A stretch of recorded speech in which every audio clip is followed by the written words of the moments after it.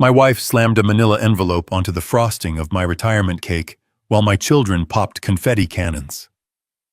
I stood there, a 67-year-old man holding a glass of cheap champagne, watching the woman I had supported for 40 years announce to a room full of strangers that her gift to me was her freedom. She wanted a divorce, half my pension, and the house in Connecticut. My son Brandon clapped. My daughter Rachel cheered. They thought they had just won the lottery. I simply wiped a smudge of icing off the legal documents, uncapped my fountain pen, and signed.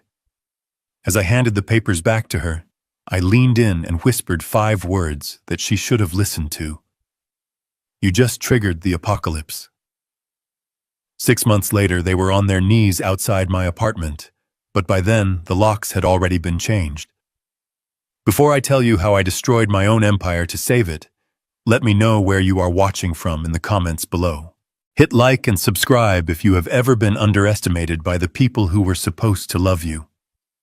The air in the banquet hall was thick with the smell of stale perfume and ambitious greed. It was supposed to be a celebration of 40 years of service as the chief financial officer for a logistics firm, but the guest list told a different story. My colleagues were not there. My old friends from the firm were missing. Instead, the room was filled with my wife Catherine's country club friends, my son Brandon's entourage of failed entrepreneurs, and my daughter Rachel's social media followers who were currently live streaming my humiliation. I tapped the microphone, the feedback screeching through the room, but before I could say a word about hard work or legacy, Catherine stepped up. She was wearing a red dress that cost more than my first car, a dress I had paid for, and she snatched the microphone from my hand with a smile that was all teeth and no warmth. "Lawrence," she said, her voice amplified and echoing off the walls. "You have worked so hard to provide for us, but today marks a new chapter. You are retiring from work, and I am retiring from being your wife." The room went silent for a heartbeat, just long enough for the shock to register. And then came the sound that haunts me more than the divorce itself. The applause. It started from the corner table where my son Brandon sat with his wife Megan. They were laughing. Brandon, my 32-year-old son, who had never held a job for more than 6 months, was clapping for the end of my marriage. Next to him, my daughter Rachel raised her glass, shouting, "Finally, Mom, you are free." My son-in-law Travis, a man who could not sell a house in a seller's market, popped a confetti cannon. The glittering paper rained down on me like debris from a collapsing building. This was not a spontaneous outburst. This was a coup. I looked at the manila envelope sitting on the ruined cake. Petition for dissolution of marriage. They had planned this. They had orchestrated a public execution of my dignity, counting on my shame to force a quick settlement. Catherine looked at me, her eyes gleaming with triumph. She expected me to beg. She expected me to cry or yell or cause a scene that would justify her cruelty. She wanted the angry, controlling husband she had painted me to be in her stories to her friends. But I did not feel anger. Not yet. I felt a cold, mathematical clarity. I looked at the legal papers and then at my family. I saw them not as my flesh and blood, but as liabilities, assets that had depreciated to zero. I reached into the inside pocket of my suit jacket, a suit I had bought 10 years ago, because I saw no need to waste money on fashion, and pulled out my Mont Blanc fountain pen. It was the only luxury item I allowed myself, a gift from my father, when I passed the CPA exam 40 years ago. Catherine's smile faltered for a fraction of a second. She had expected resistance. She had armed herself for a war, bringing her shark of a lawyer, a man named Jameson, who was currently smirking by the bar. She was not ready for immediate surrender. "Sign it, Larry," she hissed, leaning in so only I could hear. "Don't make this difficult. I want half of the brokerage accounts, the house, and alimony. Jameson says we can drag this out until you are living in a cardboard box, or you can sign and keep your dignity." Dignity. That was a rich word coming from a woman who had just turned my retirement party into a circus. I looked past her at Brandon. He was already on his phone, probably looking up the price of sports cars. He thought the bank of Dad was about to be broken open and looted. He had no idea that the bank had a security system he had never bothered to ask about. I uncapped the pen. The black ink flowed smoothly onto the signature line. Lawrence Edward Bennett. I signed my name with a steady hand. The same hand that had signed billion-dollar merger contracts and authorized layoffs of thousands of employees during the recession. I knew how to cut losses. I knew how to stop the bleeding. As I finished the signature, I looked Catherine dead in the eye. Her triumph was starting to curdle into confusion. She snatched the papers from the table, checking to make sure I hadn't written an obscenity or a joke. It was a valid signature. "You have no idea what you just did, Catherine," I whispered, my voice low and level. "You think you just won the lottery, but you just triggered Clause 14B. She laughed, a nervous, high-pitched sound. "What are you talking about, you old fool? There is no prenup. I know exactly what we own. We own the house in Connecticut. We own the investment portfolio. It is marital property." I simply capped my pen and placed it back in my pocket. "Enjoy the party," I said. "You are paying for it." I turned to walk away, the confetti crunching under my dress shoes. I did not look back at the cake. I did not look back at the banner that said "Happy Retirement." I walked toward the double doors, intent on leaving this toxic life behind me instantly. But they were not done with me. Brandon stepped into my path, his chest puffed out, a glass of scotch in his hand. He was wearing a suit that was too tight, a style he claimed was European, but just made him look desperate. "Going somewhere, Dad?" he asked, a smirk plastering his face. "Not so fast. We need the keys." I stopped. "The keys to what, Brandon? The keys to the Ford. You want my 10-year-old sedan?" "No." He laughed, glancing back at his wife, Megan, who was watching us with hungry eyes. "The credit cards. The keys to the house. Mom's lawyer said that since you are leaving the marital home, you can't take marital assets. We don't want you draining the accounts before the judge freezes them. Hand them over." I looked at my son. I remembered teaching him to ride a bike. I remembered paying for his private college tuition, which he wasted on a degree in philosophy he never used. I remembered the 3 startups I had funded, all of which failed, because he refused to wake up before noon. And now he was standing here acting as the enforcer for his mother's greed. He truly believed he was protecting his inheritance. He thought the money was a static thing, a pile of gold sitting in a vault waiting for him. He did not understand that wealth is a living thing, and I was the heart that kept it beating. "You want the wallet?" I asked. Brandon held out his hand, snapping his fingers impatiently. "Give it here. Mom needs to secure the liquidity." I pulled out my old leather wallet. It was worn at the corners. Inside there was a debit card, a corporate credit card, and about $40 in cash. I took the cash out and put it in my pocket. Then I slapped the wallet into Brandon's hand. "Here you go, son," I said. "You want the keys to the house?" I took the heavy brass ring from my pocket. The key to the front door of the $2 million colonial in Connecticut that Catherine loved so much. I dropped them into his palm. He closed his fist around them, his eyes lighting up with greed. He thought he was holding power. He was holding an anchor. "And the car keys?" Brandon demanded. "I want the keys to the Ford. You can take an Uber." I tossed the car keys at his feet. They clattered on the floor. Brandon laughed, kicking them aside. "Have a nice life, Dad. Don't worry about us. We will take good care of your money." I walked out of the banquet hall and into the cool night air. The noise of the party faded behind me, replaced by the sound of traffic and the wind in the trees. I stood on the curb, a 67-year-old man, with no car, no wallet, and no home. Any observer would have seen a pathetic figure, a man stripped of everything by a family of vultures. But I did not feel pathetic. I checked my watch. It was 8:03 p.m. A sleek black Lincoln town car pulled up to the curb silently. The rear window rolled down and a face I had trusted for 30 years looked out. It was Samuel Kaufman, my personal attorney, and the only man who knew where the bodies were buried. He did not smile. He simply unlocked the door. "Get in," Larry Kaufman said. "Did she do it?" I slid into the leather seat. the interior smelling of expensive leather and air conditioning. I closed the door, sealing out the humid night and the wreckage of my family life. She did, I replied. Served me publicly. Brandon demanded the keys and the cards. They have possession of the physical assets. Kaufman nodded, tapping a command onto his tablet. And the signature I signed, I said, leaning back and closing my eyes. The divorce is contested, but the separation date is established as of tonight. That means the trigger is active. Kaufman looked at me through the rearview mirror. You know what happens next, Larry.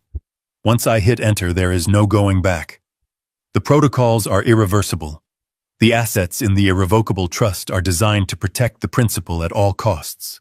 If the beneficiary, that's you, is compromised by a hostile legal action, the liquidity dries up. The assets freeze. It is the nuclear option. I thought about Catherine's face when she demanded the house. I thought about Rachel's influencers posting my humiliation online. I thought about Brandon snapping his fingers at me for my wallet. They wanted the Bennett fortune. They wanted the lifestyle. They did not understand that Lawrence Bennett did not own anything.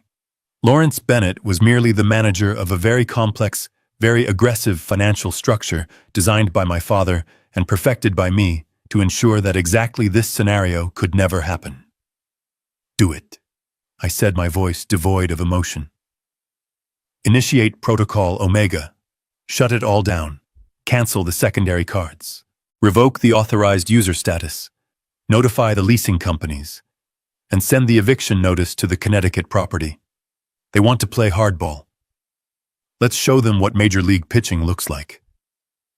Kaufman hit the enter key. The screen on his tablet flashed green for a second, then settled into a processing bar. It was done.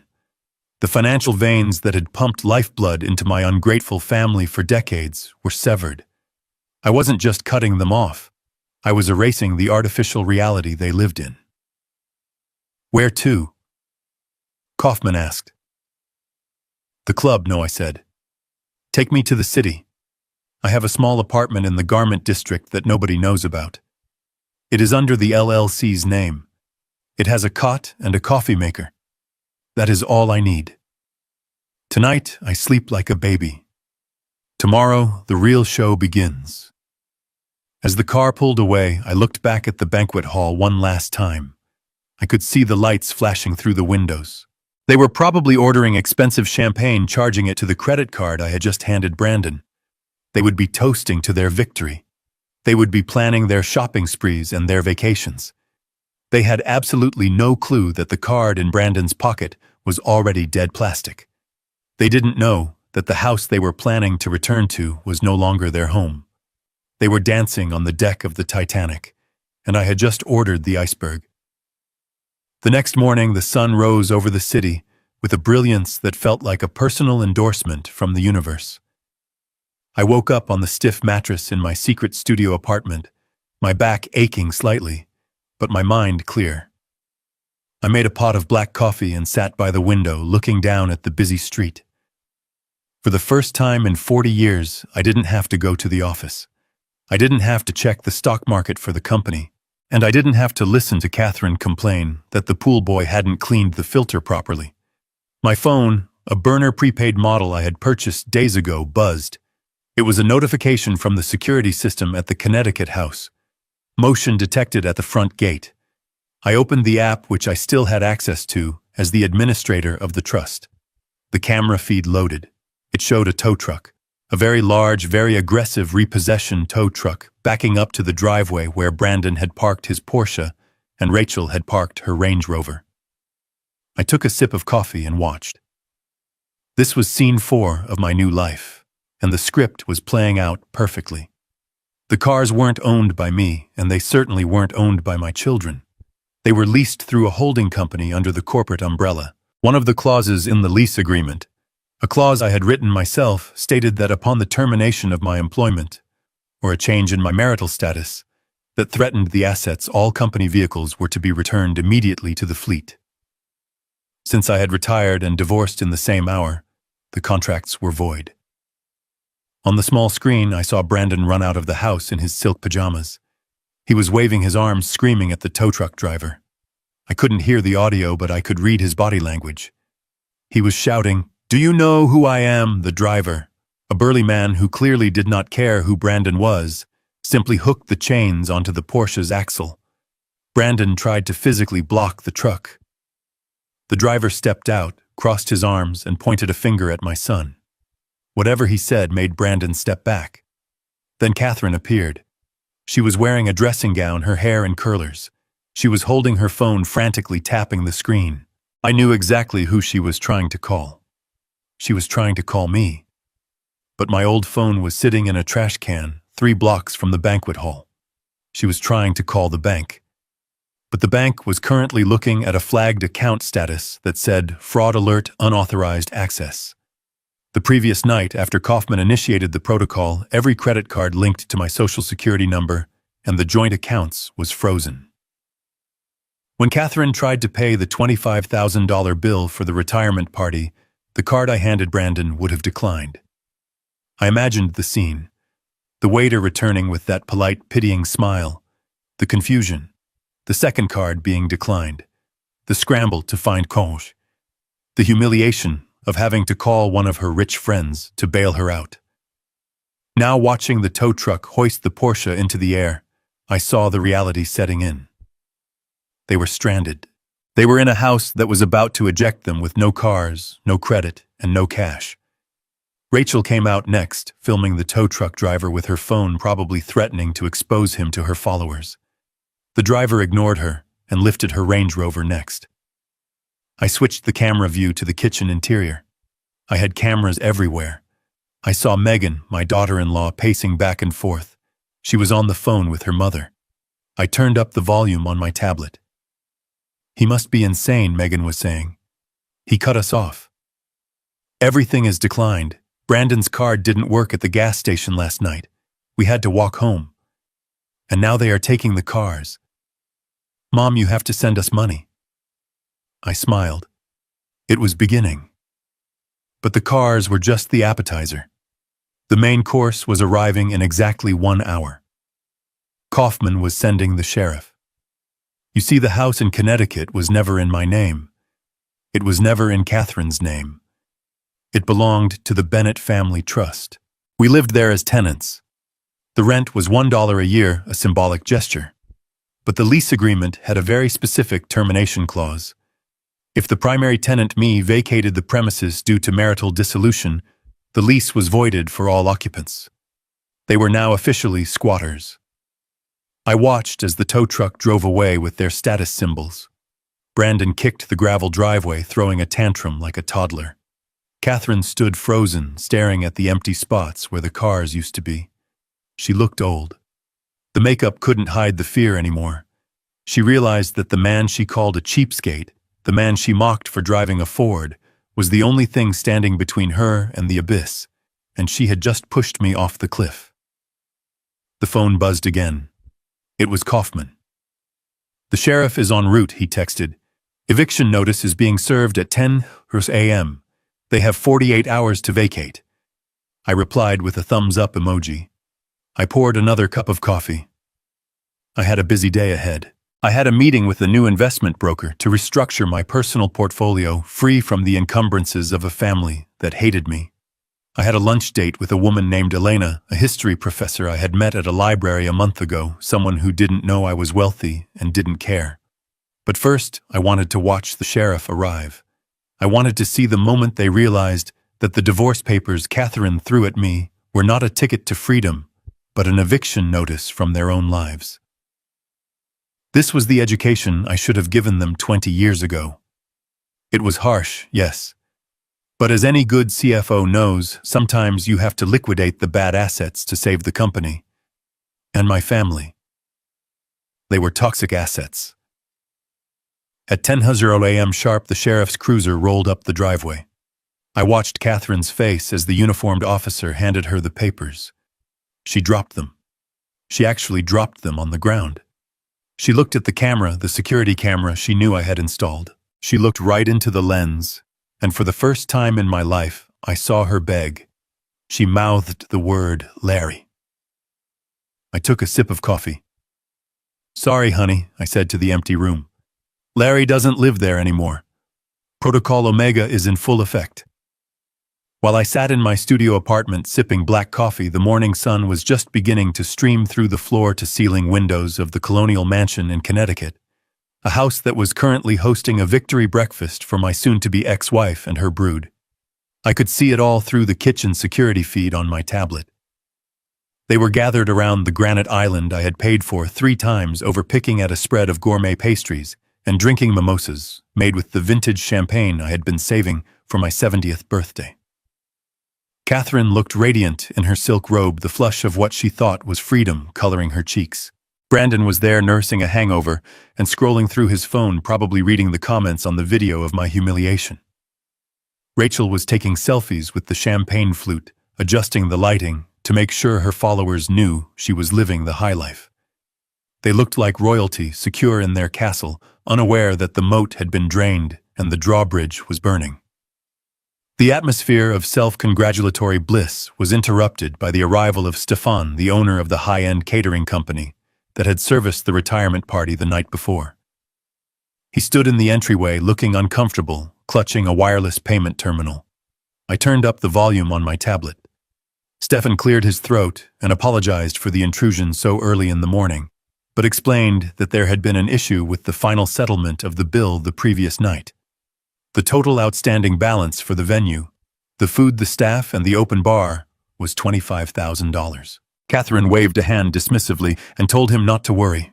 She reached into her purse and pulled out the platinum card, the one authorized on my primary account, the card she had used to buy jewelry and designer handbags for decades without ever looking at the price tag. She handed it to Stefan with the air of a queen granting a favor. Stefan inserted the chip. The machine beeped, a sharp, dissonant sound that cut through the morning chatter. Stefan frowned and tried again. Another beep. He looked at the screen and apologized, saying the card had been declined. Catherine laughed, a high-pitched, nervous sound. She told him that was impossible and that the limit on that card was astronomical. She told him to run it again. He did. Declined. The code on the screen was specific. Account closed. I watched Brandon step up, puffing out his chest.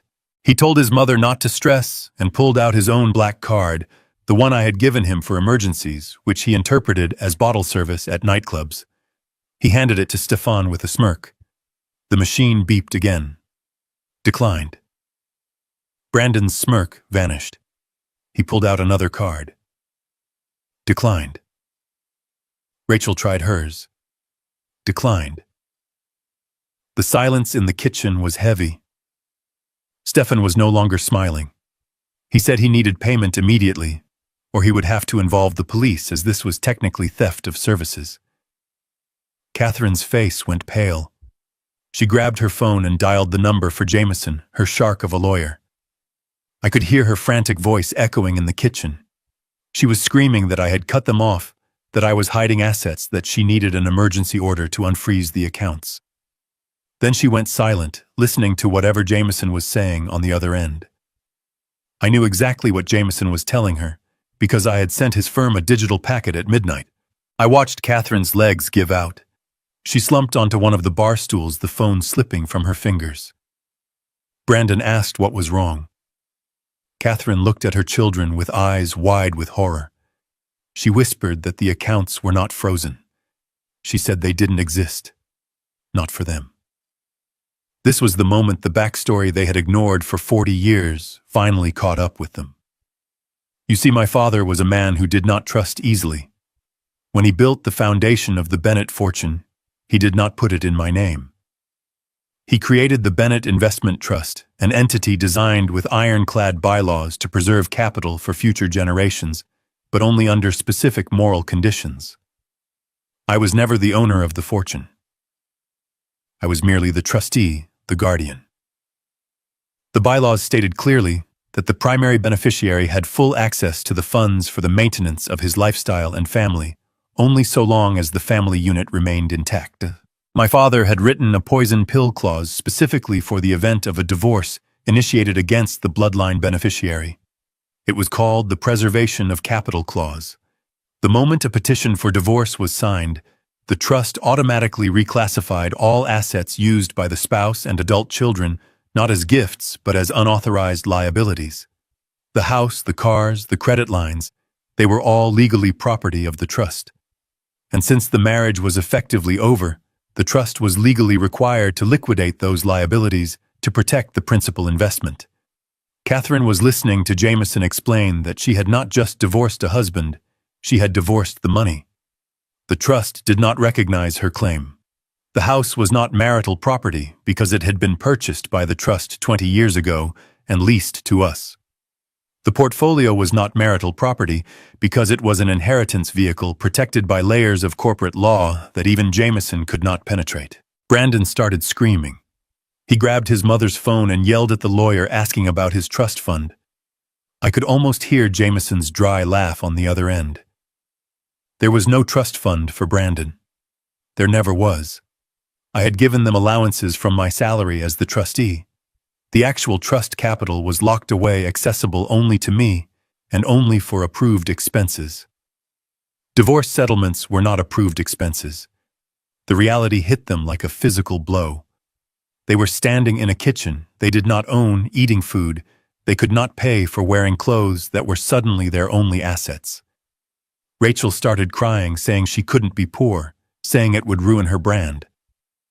Brandon threw a glass across the room, shattering it against the fridge. Stefan, the caterer, cleared his throat again. He said he still needed the $25,000. Catherine looked at her children. She looked at her purse. She opened her wallet and pulled out a stack of cash, maybe $300. She put it on the counter. It was pathetic. I watched as the realization settled in. They had thought I was a stingy old man hoarding his millions.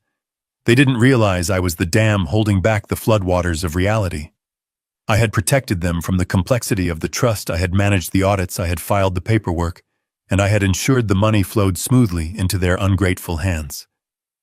By serving me those papers, Catherine had blown up the dam. Now they were drowning, and the water was rising fast. The beautiful colonial house was no longer a home, it was a corporate asset scheduled for liquidation. The credit cards were just plastic. They had absolutely zero liquidity. Brandon turned to his mother, his face red with rage. He asked her what she had done. He asked her why she hadn't checked the financials before staging the coup. Catherine stammered. She said she thought it was all community property. She thought 50 years of marriage meant she owned half of everything. She didn't understand the difference between ownership and stewardship. I turned off the tablet screen. The coffee in my mug was cold, but it tasted like victory. They were beginning to understand. They were beginning to see the architecture of their own demise. But the lesson was not over. The eviction notice was still on its way, and the morning was still young. I washed my cup and prepared for my meeting with the new broker. I walked out into the bustling city street feeling lighter than I had in decades, leaving the silence of the dead feed behind me.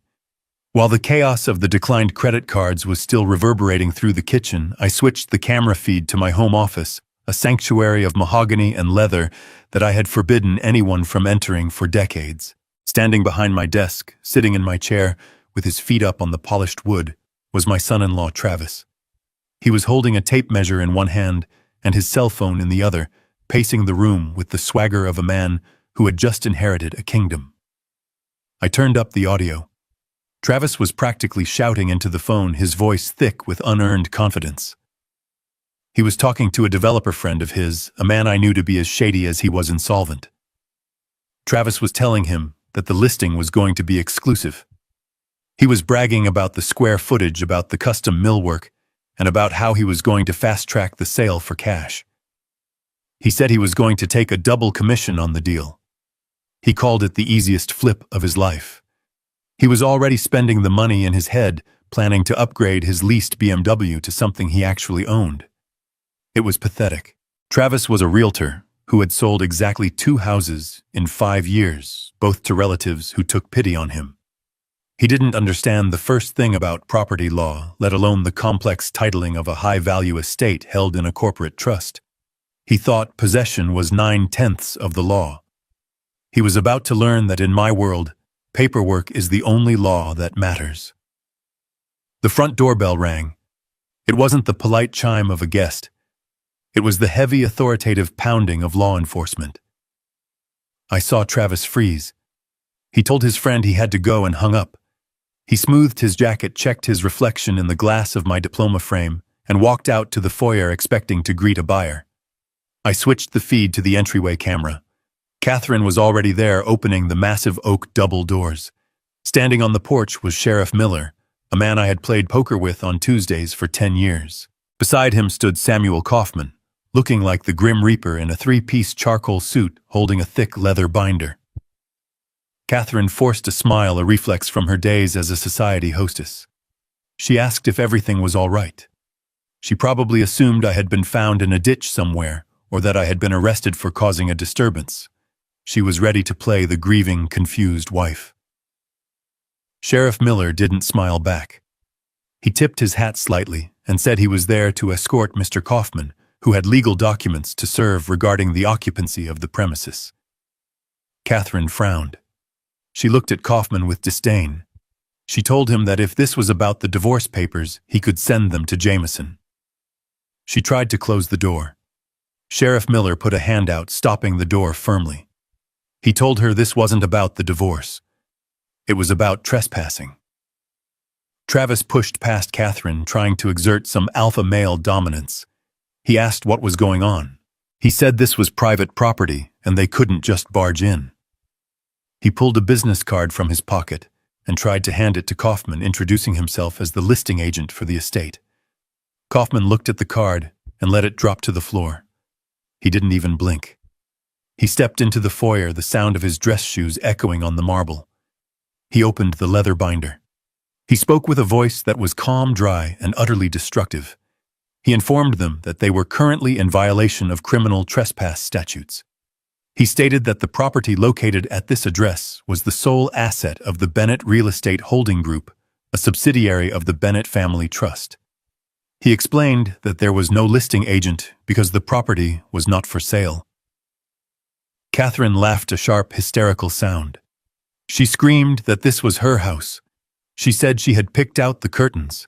She said she had raised her children here. She yelled that her name was on the deed, and that Jameson had assured her she had squatter's rights until the divorce was finalized. Kaufman pulled a document from the binder.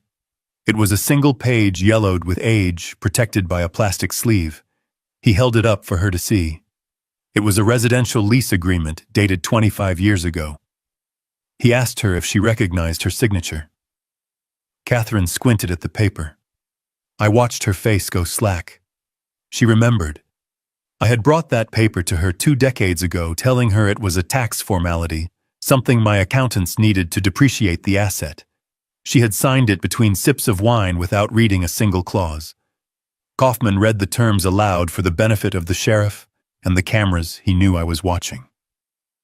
The lease agreement stated that Lawrence and Catherine Bennett were tenants of the trust renting the property for the sum of $1 per year. The lease was renewable annually. However, Clause 7, Paragraph C stated explicitly that the lease was contingent upon the continued employment of Lawrence Bennett as the trustee and the continuation of the legal marriage between the tenants. Kaufman looked over his glasses at Catherine. He told her that by filing the petition for dissolution of marriage the previous night, she had voluntarily terminated the qualifying condition of the lease. The contract was void the moment the court clerk stamped her filing. The dollar rent was no longer valid. Travis started shouting that it was a trick. He said a judge would never uphold it. He said it was marital fraud to hide the house in a trust. Kaufman turned to Travis and smiled a cold, reptilian smile. He told Travis that the trust had purchased the land 5 years before Lawrence had even met Catherine. It wasn't marital property because it had never belonged to Lawrence. It belonged to his father. Lawrence was just the caretaker. And now that the caretaker had been removed from the equation by his wife's legal action, the trust was reclaiming its asset. Catherine was shaking. She leaned against the wall for support. She asked what that meant. She asked where they were supposed to go. Sheriff Miller stepped forward. He said he had an eviction order signed by a judge that morning. He said the trust had declared the property at risk due to unauthorized occupants. He told them they had 48 hours to vacate the premises. Travis argued that they needed 30 days. He said tenant laws protected them. Kaufman corrected him. He said they weren't tenants. Since the lease was voided, they were technically intruders. The 48 hours was a courtesy, not a right. Then came the final blow. Kaufman looked around the foyer at the antique console table and the crystal chandelier. He consulted his list. He informed them that the eviction order applied to the structure and all fixtures and furnishings owned by the trust. He explained that the furniture, the art, the electronics, and even the silverware were all catalogued assets of the Bennett family trust. They were allowed to remove their personal clothing and toiletries. Everything else stayed. Catherine screamed. She lunged at Kaufman, trying to grab the binder. Sheriff Miller intercepted her gently, but firmly holding her back. He warned her that assaulting an officer of the court would result in immediate arrest, and she would spend the 48 hours in a cell rather than packing. I watched from my studio apartment, my heart beating with a steady, rhythmic thud. It wasn't joy I felt. It was the satisfaction of a math problem finally solved. They had lived in a bubble of luxury, never asking who paid for the air conditioning. They assumed the lifestyle was theirs by right. They didn't understand that they were guests, and guests can be asked to leave. Travis was on his phone again, likely calling Jameson. But Jameson couldn't help them. The trust documents were ironclad, written by the best legal minds in the country, specifically to withstand this exact scenario. My father had warned me. He had said that money attracts parasites, even the ones you give birth to. He had built the castle walls thick and high. I had just raised the drawbridge. Kaufman handed Catherine a copy of the eviction notice. She took it, her hands trembling so hard the paper rattled.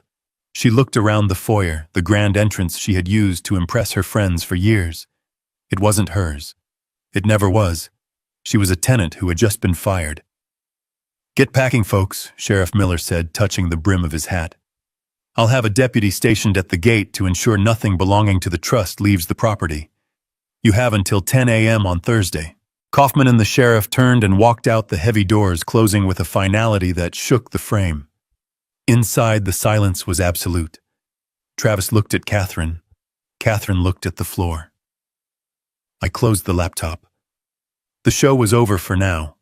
They had 48 hours to dismantle their lives. I had a lunch date. I checked my reflection in the mirror. I looked tired, but for the first time in years, I didn't look weighed down. I grabbed my jacket. I had a life to start living, and they had a reality to start facing. The playing field had finally been leveled. They were about to find out just how cold the world is when you don't have a checkbook to keep you warm. I watched the blue dot on my tablet screen moving rapidly east along Interstate 95. It was the GPS transponder for the Porsche 911 GT3, a car that my son Brandon believed was his birthright. He was currently driving at 90 miles an hour, weaving through traffic fueled by rage and the desperate need to find a new host organism. He was heading toward the estate of his father-in-law, a man named Franklin, who owned a chain of car dealerships and who had always looked at me with a mixture of envy and suspicion. Brandon was going to beg for a loan, or perhaps he was going to spin a story about how his cruel father had lost his mind. I took a sip of my iced tea, sitting comfortably in the corner of a quiet bistro near the library. I wasn't worried about Brandon's safety. The car was a marvel of German engineering, designed to protect the driver, even if the driver was an idiot. I was more interested in the lesson about to be delivered by the onboard computer system. You see, Brandon had always bragged to his friends that I had bought him the car for his 30th birthday. He told everyone it was a gift, a reward for his hard work at the company, even though his work mostly consisted of showing up at noon and harassing the interns. But I never buy depreciating assets.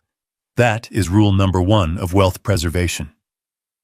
Buying a $200,000 sports car is a vanity project. Leasing it through a corporate fleet agreement with a tax-deductible structure is a business strategy. The Porsche wasn't Brandon's. It belonged to Bennett Logistics Fleet Services. And the lease agreement had a very specific clause regarding authorized operators. The vehicle was authorized for use only by employees in good standing or immediate family members domiciled with the primary officer. Since I had retired and filed for legal separation, Brandon was neither. He was now driving a stolen vehicle. I opened the fleet management app on my phone. It was the same interface used to track shipping trucks across the Midwest. I selected the unit labeled GT3 Brandon. I tapped the menu option that said Remote Immobilization. A warning box popped up asking if I was sure. I didn't hesitate. I pressed Confirm. On the GPS map, the blue dot slowed down. I imagined the scene. The engine cutting power. The power steering stiffening. The digital dashboard flashing a red warning light that said, Contact Fleet Administrator. Brandon would be forced to pull over onto the shoulder as the car entered limp mode, a safety feature that restricted speed to 5 miles per hour before shutting down completely. I switched to the audio feed from the car's cabin. The interior microphone was crystal clear. I heard the roar of the highway traffic rushing past. I heard Brandon pounding the steering wheel, screaming obscenities. He was shouting at the car as if it were a disobedient servant. Come on, you piece of junk work. He tried to restart the engine. It cranked once and died. The silence inside the cabin was heavy. Then he dialed a number. It wasn't me. It was the number that had flashed on the dashboard, the 24-hour assistance line for the leasing company. I listened as the operator answered, a pleasant, professional voice. Roadside assistance, how can I help you? Brandon didn't even say hello. He started yelling. My car died. I'm on the highway. Fix it. Reset the computer. Do something. The operator asked for the VIN number or the license plate. Brandon rattled it off, his voice dripping with entitlement. Do you know who I am? He demanded. I am Brandon Bennett. This is my car. There was a pause as the operator typed. Then her voice returned, cooler this time. Sir, I see the vehicle here. It hasn't malfunctioned. A remote disable signal was sent by the account administrator. Brandon laughed a sharp, hysterical bark. That's a mistake. My father retired yesterday. He doesn't control the account anymore. Turn it back on. I have a meeting. Sir, the operator said, her patience wearing thin. The account status is listed as terminated. The vehicle has been flagged for immediate recovery. We have dispatched a flatbed to your location. Please remain with the vehicle and surrender the keys to the recovery agent. Brandon went quiet. Terminated. What do you mean, terminated? I work for the company. I'm the vice president of special projects. I almost laughed out loud in the bistro. Special projects was a title I had invented to give him health insurance. It wasn't a real job. It had no responsibilities, no reports, and crucially, no contract. Sir, the operator continued delivering the final blow. According to the file updated this morning, all employment contracts associated with the Bennett family riders have been voided due to the dissolution of the primary trust agreement. You are no longer listed as an employee. You are listed as an unauthorized driver. The police have been notified as a precaution due to the high value of the asset. Brandon dropped the phone. I heard it hit the center console. He didn't hang up. He just sat there breathing heavily. The reality was closing in on him from all sides. He didn't have a job. He didn't have a car. He didn't even have health insurance anymore. The bubble he had lived in for 32 years had popped. He had spent his entire adult life believing he was a businessman, a player in the industry. He wore the suits, he drove the car, he handed out the business cards. But it was all a costume. He was an actor on a stage I had built, and I had just turned off the lights. I watched on the GPS as the recovery vehicle approached his location. Brandon didn't wait for them. He opened the door and stepped out onto the gravel shoulder of I-95. He started walking. He was miles from the nearest exit, wearing Italian leather loafers that were never designed for asphalt. He tried to call an Uber. I could see him tapping furiously on his screen, but without a valid credit card, the app would be useless. He tried to call Megan. I couldn't hear that conversation. but I could guess how it went. Megan was probably screaming at him, asking why her own car, a Mercedes SUV leased under the same program, had just locked its doors in the driveway, trapping her purse inside. They were learning the harsh physics of their existence. They possessed nothing. They owned nothing. Everything they touched, everything they used to define their identities, was property of the Bennett Investment Trust. And the trust was a cold, unfeeling entity that recognized only one master. I closed the Fleet app. The cars were gone. The jobs were gone. The facade of their success had been stripped away, leaving them naked on the side of the road. It was a brutal lesson, but a necessary one. For years, they had looked at me with disdain, seeing only an old man who paid the bills. They had never bothered to ask how the bills were paid. They never asked about the legal structures, the tax shelters, or the liability shields. They just swiped the cards and drove the cars. Now they knew. They were guests in their own lives. And the eviction was total. I finished my iced tea and left a generous tip on the table using cash, the only currency that truly belonged to anyone. As I walked out into the afternoon sun, I felt a strange sense of clarity. I wasn't just divorcing a wife. I was liquidating a failed investment. And for the first time in 40 years, the books were finally starting to balance. They were walking now literally and metaphorically, and perhaps for the first time they would look at the ground beneath their feet and realize how hard the pavement truly is. The courtroom air was stale, recycled, and cold, exactly the way I like it. It keeps emotions low and logic high. But today, the temperature in Superior Courtroom 4B was rising rapidly, thanks to the theatrical performance of Arthur Jameson, the shark my wife had hired to skin me alive. Jameson was a man who charged $800 an hour to yell at people, and he was currently earning every penny. He paced in front of the judge's bench, gesturing wildly at me as if I were a war criminal rather than a retired accountant. "Your Honor," he boomed, his voice echoing off the mahogany panels, "this is a clear case of financial infidelity. Mr. Bennett has spent 40 years constructing a labyrinth of shell companies and offshore trusts, for one purpose only: to defraud his loyal wife and children of their rightful marital assets. We are talking about tens of millions of dollars vanished into thin air overnight. This is not estate planning. This is theft." I sat at the defendant's table, my hands folded calmly on the empty table in front of me. I didn't have a stack of papers. I didn't have a team of paralegals whispering in my ear. I just had Samuel Kaufman sitting next to me, looking bored, checking his watch. Across the aisle, Catherine was putting on the performance of a lifetime. She was dabbing at dry eyes with a lace handkerchief, wearing a modest black suit she had probably bought yesterday to look like a grieving victim. Behind her in the gallery sat Brandon and Rachel, looking like vultures waiting for a carcass to be served.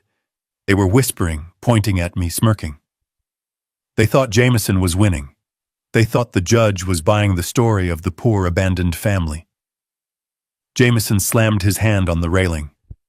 "We demand a full forensic audit of the Bennett Investment Trust.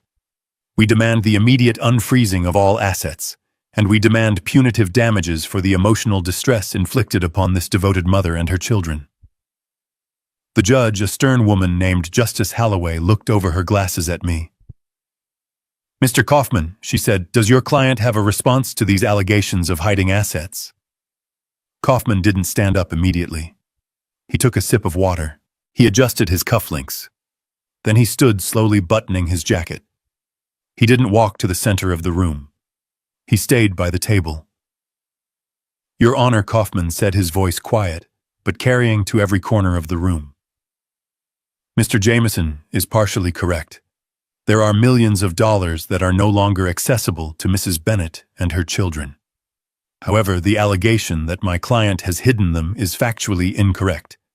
Mr. Bennett hasn't hidden a dime." Catherine scoffed loud enough for the court reporter to look up. Jameson rolled his eyes. "Then where is the money, Kaufman?" Kaufman reached under the table and pulled out a single heavy banker's box. He placed it on the defense table with a thud. He opened the lid. "The money isn't in an offshore account," Kaufman said, pulling out a thick bound volume. "It isn't in a shell company. It is right here in the receipts." He walked up to the bench and handed the volume to the judge. He handed a copy to Jameson. Jameson snatched it, looking confused. "What is this?" Jameson asked. "That Kaufman said is a 10-year forensic accounting of the discretionary spending of the Bennett family. You see, Your Honor, my client is a man of meticulous records. Every swipe of a credit card, every wire transfer, every cash withdrawal made by his wife and children since 2014 has been cataloged, categorized, and archived." I watched Catherine. She stopped dabbing her eyes. She leaned forward, trying to see the book. Kaufman turned to the courtroom. The plaintiffs claim they have been cut off from their fair share. The defense argues that they have already consumed their share. In fact, they have consumed it with a gluttony that borders on the pathological. "Let us look at Exhibit A." A Kaufman said, his voice sharpening. "Catherine Bennett. Over the last decade, Mrs. Bennett has charged exactly $3.2 million to the trust's primary credit lines." The number hung in the air. Jameson froze. Catherine went pale and went, "3.2 million, the judge repeated, looking at the ledger. "On what exactly?" Kaufman didn't need to look at the book. He had memorized it. "Couture clothing, Your Honor, 1.4 million. Jewelry, 800,000. Cosmetic procedures, 400,000. And my personal favorite, a line item for spiritual consulting, which appears to be a psychic in Sedona, who charges $5,000 a month to cleanse Mrs. Bennett's aura." There was a ripple of laughter in the back of the courtroom. Catherine turned red. "That is my money," she hissed. "I am his wife. I have a right to maintain my lifestyle." Kaufman ignored her. He turned a page. Exhibit B, Brandon Bennett, the 32-year-old son who claims to be a venture capitalist. I looked back at Brandon. He was shrinking in his seat. He knew what was coming. According to these records, Kaufman continued, the trust has financed 6 separate business ventures for Mr. Brandon Bennett. A craft brewery in 2016. Liquidation loss, $200,000. A cryptocurrency arbitrage firm in 2018. Loss, $400,000. A luxury sneaker resale app in 2020. Loss, $500,000. Kaufman looked at Brandon directly. Total capital destroyed by Mr. Brandon Bennett in failed vanity projects, $1.5 million.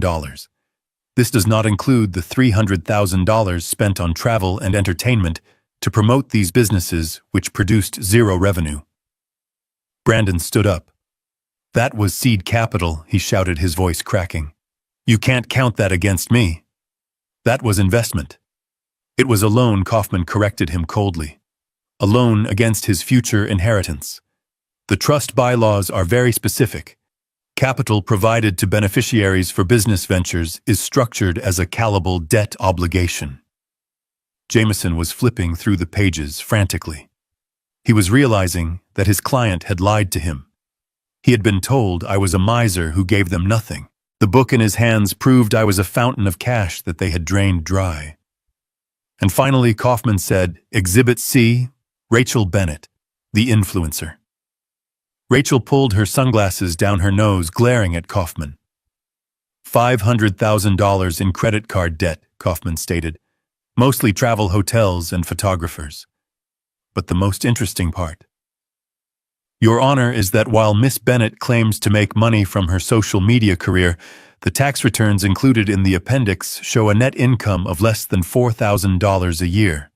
The trust has been subsidizing her entire existence to the tune of $10,000 a month. Kaufman closed the book.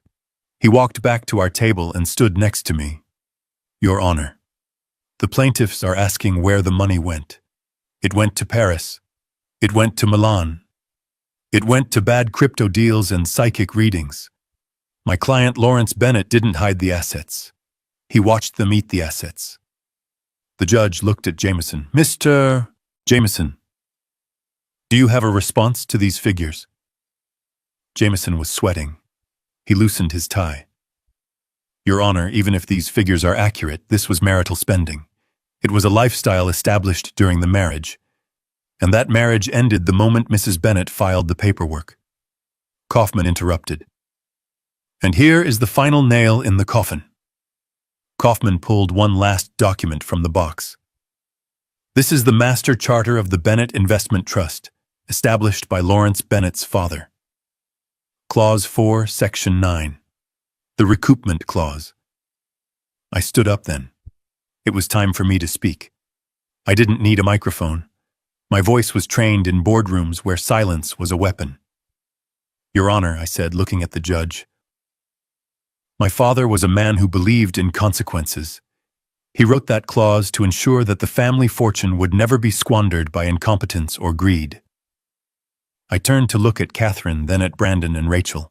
The clause states that in the event of a divorce initiated by a beneficiary's spouse, any funds spent by the spouse and children in excess of the standard cost of living index are retroactively reclassified as personal debt to the trust. Catherine gasped. She understood. She finally understood. I am not hiding assets, I said to the silent courtroom. I am calling in the loan. They don't just have nothing, Your Honor. They owe the trust $5.2 million.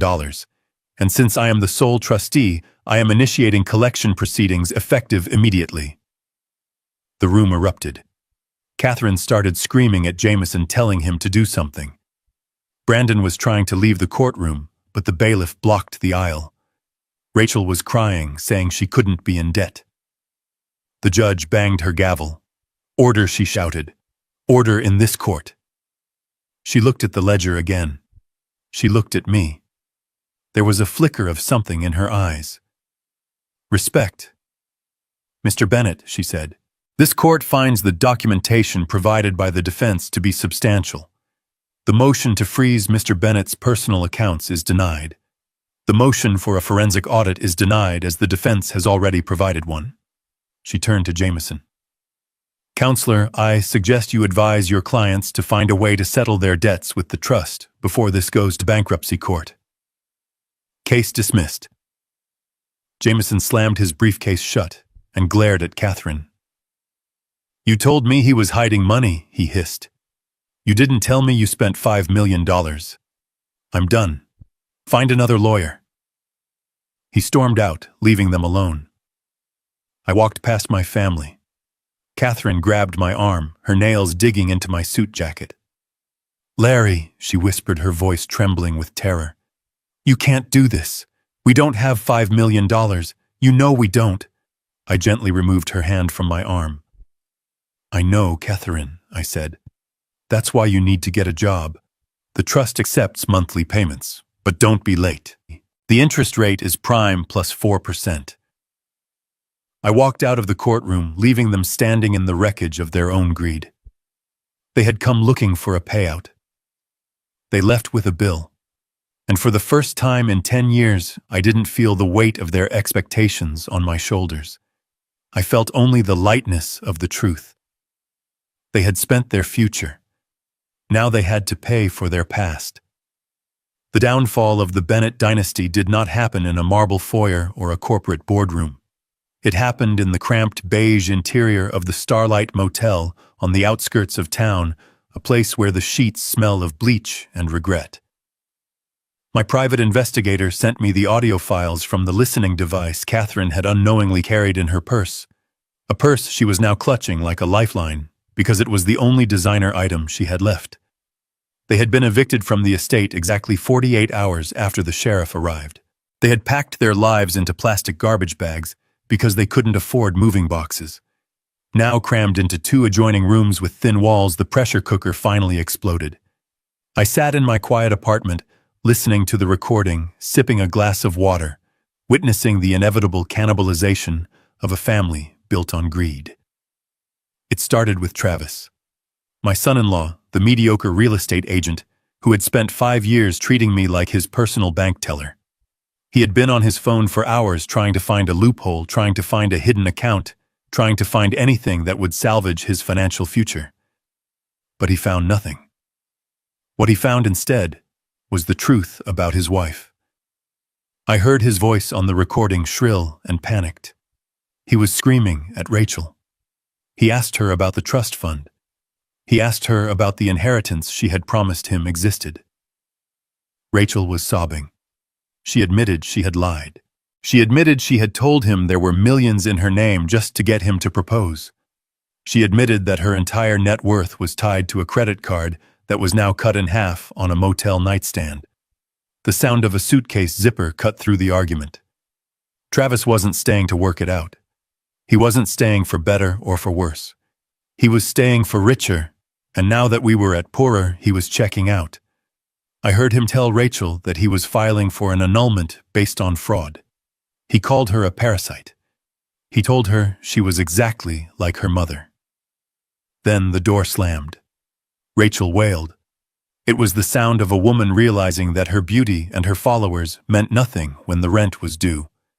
But while Rachel's life was imploding in room 102, a far more dangerous plan was hatching in room 104.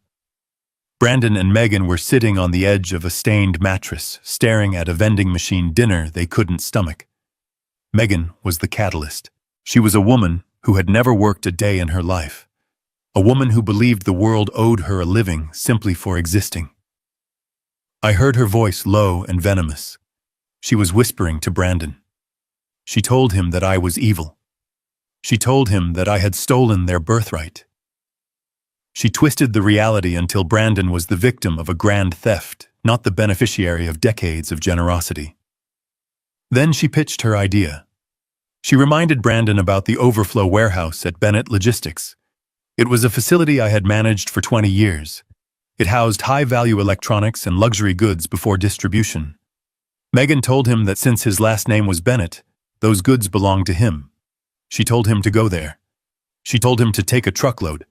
She said they could fence the goods in the city and get enough cash to hire a real lawyer, one who could fight the trust. Brandon hesitated. I heard the fear in his voice. He said he didn't have a key. He said security was tight. Megan mocked him. She questioned his manhood. She asked him if he was going to let his father starve them to death. She manipulated him with the skill of a surgeon, cutting away his conscience, until only his desperation remained. Around 2:00 a.m., my phone alerted me. It wasn't a call. It was a notification from the security grid at the Bennett Logistics warehouse. Perimeter breach. Sector 4. I opened the camera feed. The video was grainy night vision, but the figure was unmistakable. It was Brandon. He was wearing a dark hoodie, trying to pry open a side door with a crowbar. He looked terrified. He looked clumsy. He was trying to break into a fortress I had spent 40 years fortifying. He managed to pop the lock on an old service entrance. He slipped inside. I switched cameras. He was walking down the aisles, shining a flashlight on pallets of iPads and designer watches. He grabbed a box, tearing it open. He started stuffing electronics into a duffel bag. He didn't know that the moment he breached the perimeter, the silent alarm had tripped. He didn't know that the warehouse was equipped with a pressure-sensitive floor system that tracked his every movement. And he certainly didn't know that the security contract I had signed years ago guaranteed a police response time of under 4 minutes. I watched the screen as the blue and red lights flashed silently against the warehouse windows. Brandon didn't notice until it was too late. He turned a corner carrying a bag full of stolen property and walked straight into a wall of tactical lights. Police, get on the ground. I saw my son drop the bag. I saw him raise his hands. I saw him shoved against the concrete floor, his face pressed into the dust. He was crying. He was screaming that his name was Bennett, that he owned the place. The officer didn't care. He cuffed him. He read him his rights. They dragged him out to the cruiser, a thief caught in the act, stealing from the legacy he was too lazy to build. My phone rang at 3:30 a.m. It was Catherine. I let it ring 3 times before answering. I was sitting in my leather chair looking out at the city skyline, feeling the weight of the night. "Hello, Catherine," I said. She didn't say hello. She screamed. Her voice was raw, hysterical, the sound of a woman who had lost control of her reality. "You monster!" she shrieked. "You let them arrest him. You knew. You saw it, and you did nothing." I stayed silent. I let her pour her venom into the receiver. "Megan called me," she sobbed. She said Brandon is in the central lockup. They charged him with grand larceny and breaking and entering. He faces 5 years, Lawrence, 5 years.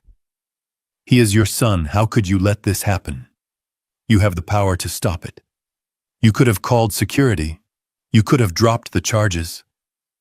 I took a slow breath. The entitlement was breathtaking. Even now, after everything, she believed it was my duty to cushion their falls. She believed that my role was to be the eternal safety net, catching them no matter how deliberately they jumped.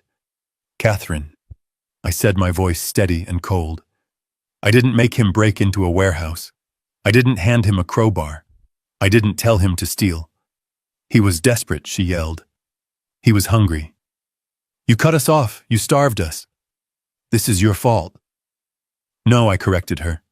This is the result of 30 years of never hearing the word no. Brandon is 32 years old. He is a man. Men make choices. And tonight, he chose to become a criminal. Fix it, she demanded, reverting to the tone she used when ordering a servant. Call the police chief. Tell him it was a misunderstanding. Tell him Brandon had permission. Get him out, Lawrence, or I swear to God I will. You will what I interrupted. You will divorce me. You will take my house. You will turn my children against me. You have already fired every bullet in your gun, Catherine. You are clicking on an empty chamber. There was silence on the line. Heavy breathing, silence. You wanted freedom, I said, leaning forward, speaking the words that I had held back for a lifetime. You stood on that stage and announced to the world that you were done with me. You wanted to be independent. You wanted to be liberated from my control. I paused to let the words sink in. Well, Catherine, this is it. This is what freedom looks like. Freedom is not just doing whatever you want. Freedom includes the liberty to fail. It includes the obligation to face the consequences of your own stupidity. Brandon is free now. He is free to navigate the legal system. He is free to find a public defender. And you are free to figure out how to post bail without a credit card. But he's your son, she whispered, her voice breaking into a whimper. He was my son when I paid for his college, I said. He was my son when I bought him his first suit. He was my son when I offered him a job he didn't show up for. Tonight, he isn't my son. Tonight, he is a burglar who broke into a corporate facility owned by the trust, and the trust presses charges. I hung up the phone. I didn't block the number. I wanted her to call back. I wanted her to realize that the silence on my end was a choice, not an error. I looked at the screen where the police cruiser was driving away with Brandon in the back seat. It was a tragedy, yes. But it was a tragedy they had written, directed, and starred in. I was just the audience. And for the first time, I wasn't going to rush the stage to stop the play. I was going to let the final act play out all the way to the curtain call. The night was quiet again. I went to the kitchen and poured a glass of water. My hand was steady. My conscience was clear. They had wanted a life without Lawrence Bennett. They had wanted the world without my rules, without my oversight. Now they had it. They had a cold motel room, a broken marriage, a son in jail, and a phone that no longer summoned a savior. They were finally completely on their own. And the sun was about to rise on a very different kind of day. The Oakwood Country Club was a fortress of old money and new gossip, a place where reputations were currency and exclusion was a blood sport. For 30 years, I had walked these manicured grounds as a shadow. I was Catherine's husband, the wallet with legs, the man who held her purse while she drank vodka tonics with women who despised her. To the staff, I was invisible. To the members, I was a utility bill, necessary but boring. They tolerated me because I paid the dues, but they never respected me because Catherine made sure everyone knew who the social captain of the Bennett ship was. But today, I did not walk in through the side entrance. I drove my black Lincoln right up to the portico. The valet, a young man named Kevin, who had parked my Ford hundreds of times without making eye contact, scrambled to open my door. He had heard the rumors. Everyone had. Wealth has a gravity that pulls people in, and the sudden liquidation of the Bennett family assets had created a black hole that everyone was staring at. "Good afternoon, Mr. Bennett," Kevin stammered. Or should I say, Mr. Chairman. I handed him a $100 bill. "Chairman sounds fine, Kevin. Keep it close." I walked into the grand ballroom, the same room where Catherine had planned her 50th birthday party, a gala that had cost me 6 figures, and where I wasn't even allowed to give a toast. Today, the room was set for the annual charity gala, the highlight of the social season. This was the event Catherine lived for. It was the night she would wear a gown she couldn't afford, drink champagne she didn't pay for, and hold court with the elite of Connecticut society. But Catherine wasn't here. Her name had been scrubbed from the guest list at 9:00 a.m. that morning. The bylaws of the club were very specific regarding membership. It was tied to the primary account holder, since I had removed her as an authorized user, and since her personal check for the auxiliary dues had bounced 3 days ago, she was no longer a member in good standing. She was persona non grata. I adjusted my tuxedo cuffs and stepped into the room. The conversation didn't stop, but it shifted. Heads turned. I saw the eyes of Catherine circle the viper pit she called her best friends. There was Eleanor Vance, a woman who had once told Catherine in front of me that I lacked ambition. There was Margaret Thorne, who had encouraged Catherine to leave me years ago. They were huddled together, holding their crystal flutes, whispering. They expected to see a broken man. They expected a man mourning the loss of his family, a man shamed by the public divorce. Instead, they saw a man who looked 10 years younger. They saw a man wearing a bespoke tuxedo that fit perfectly, a man who walked with the easy confidence of someone who holds the deed to the building.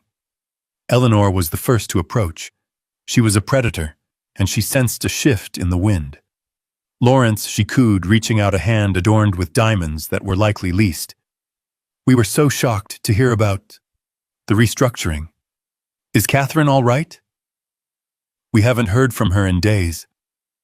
I took her hand, but I didn't kiss it. I held it for a second too long, forcing her to look at me. "Catherine is finding her own path, Eleanor," I said, my voice projecting just enough for the surrounding tables to hear. She always wanted independence. I simply gave her the opportunity to experience it fully. Eleanor blinked. "But the house we heard the sheriff was involved. It all sounds so messy." "It was a correction, Eleanor," I replied. "A necessary market correction. Speaking of which, I believe the auction is about to start." I walked away from her, leaving her standing there, confused and unsettled. She pulled out her phone immediately. I knew exactly what she was doing. She was texting Catherine. She was typing him. "He is here. He looks rich. He doesn't look sad." I took my seat at the head table. The club president, a man named Sterling, tapped his glass. The room went quiet.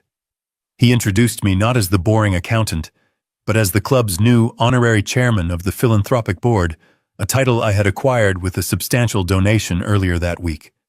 I stood up and walked to the podium. The spotlight hit me. I looked out at the sea of faces, the people who had ignored me for decades. I saw the greed in their eyes. They didn't care about Catherine. They cared about the winner. And in the brutal calculus of their world, I had won.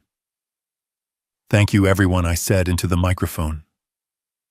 For years, my family has enjoyed the hospitality of this club.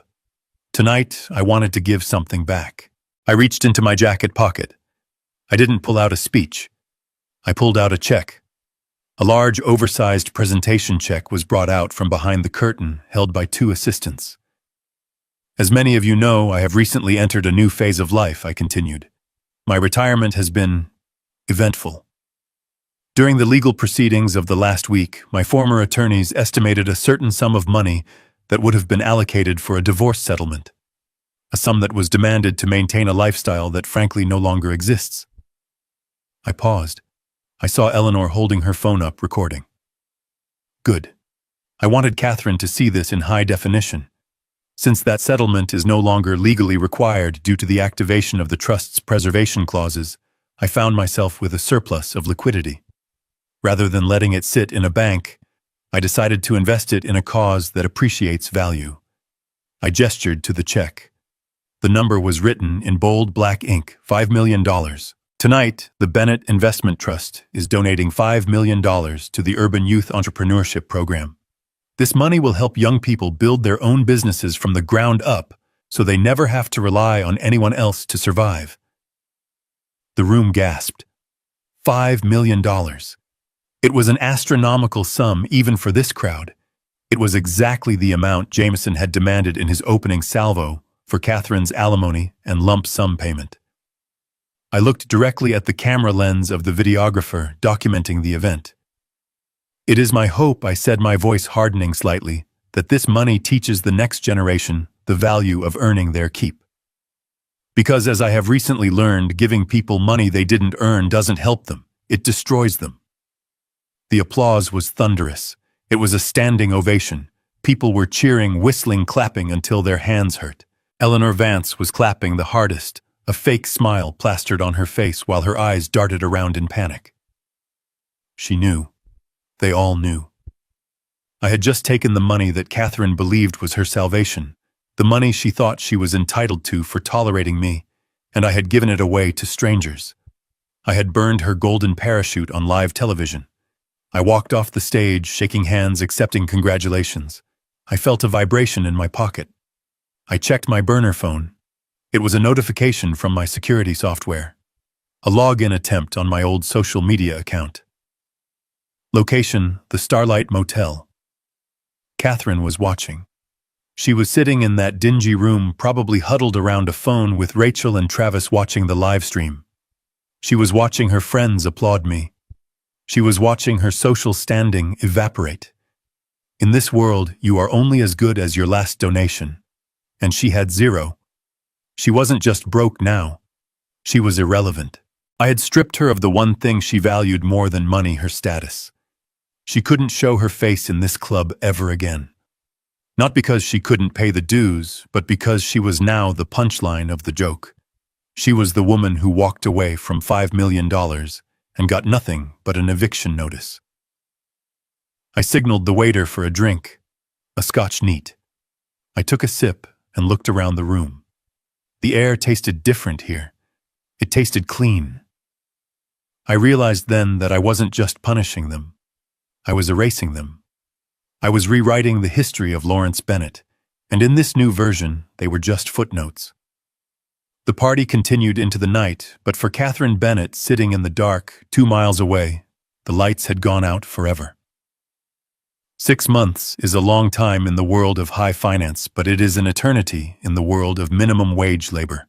I sat in my penthouse office overlooking the gray waters of Lake Michigan, a view that cost more than the entire Bennett estate I had liquidated watching a video file sent by my private investigator. The subject of the surveillance was a woman standing behind Register 4 at a Walmart supercenter on the edge of town. She was wearing a blue vest that was 2 sizes too big. Her hair, once dyed a perfect honey blonde at $300 a session, was now showing inch-long roots of steel gray. She was scanning a 50-pound bag of dog food. It was Catherine, my wife. The woman who had thrown a divorce petition onto a cake was now asking customers if they had found everything they were looking for. The humiliation was absolute. I zoomed in on her hands. The diamond rings were gone, sold months ago to pay for a lawyer who eventually fired her. Her nails were short and unpolished. She looked tired. She looked defeated. But mostly, she looked angry. She scanned the items with a mechanical aggression, slamming cans of soup onto the belt. I watched as a woman approached the register. I recognized her immediately. It was Margaret Thorne, one of Catherine's old tennis partners from the club. Margaret was buying a cart full of party supplies, expensive wines and cheeses. Catherine froze. She tried to look away. She tried to hide behind the register screen, but there was nowhere to go. Margaret looked up.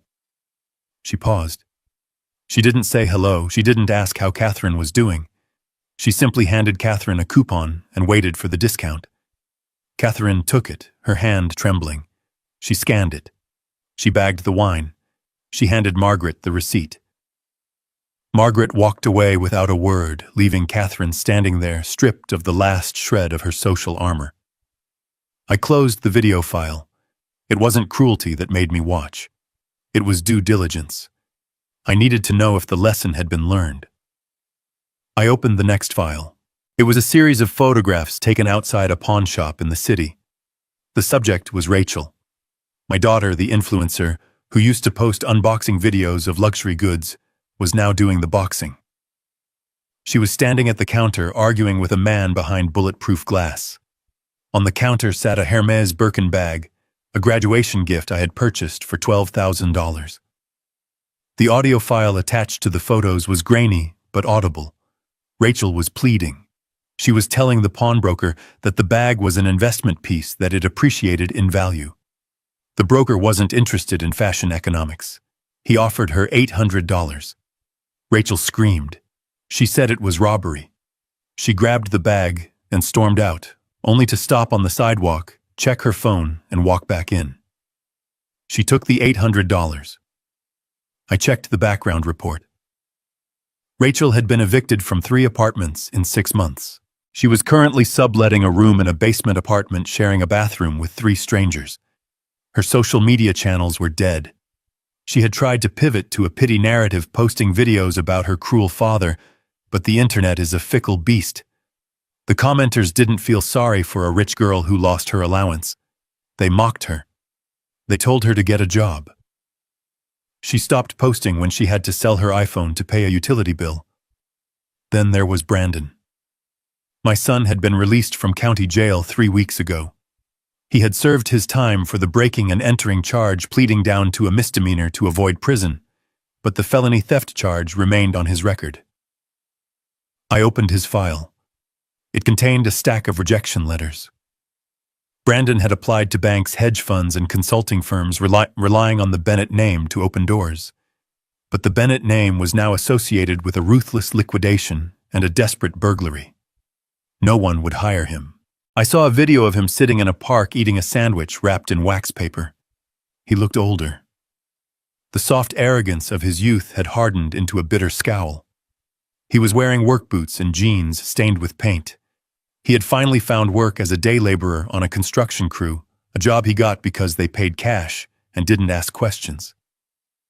My son, who had once complained that his office chair wasn't ergonomic enough, was now hauling sheetrock up 4 flights of stairs for $12 an hour. That evening, the 3 of them converged. They weren't meeting at a country club or a 5-star restaurant. They were meeting in the cramped living room of the small 2-bedroom apartment Catherine had managed to rent with her Walmart wages and a cosigner I didn't recognize. I tapped into the audio feed from the listening device my investigator had planted behind the radiator. The mood was grim. They were eating takeout pizza, the kind that comes in a cardboard box, grease soaking through the bottom.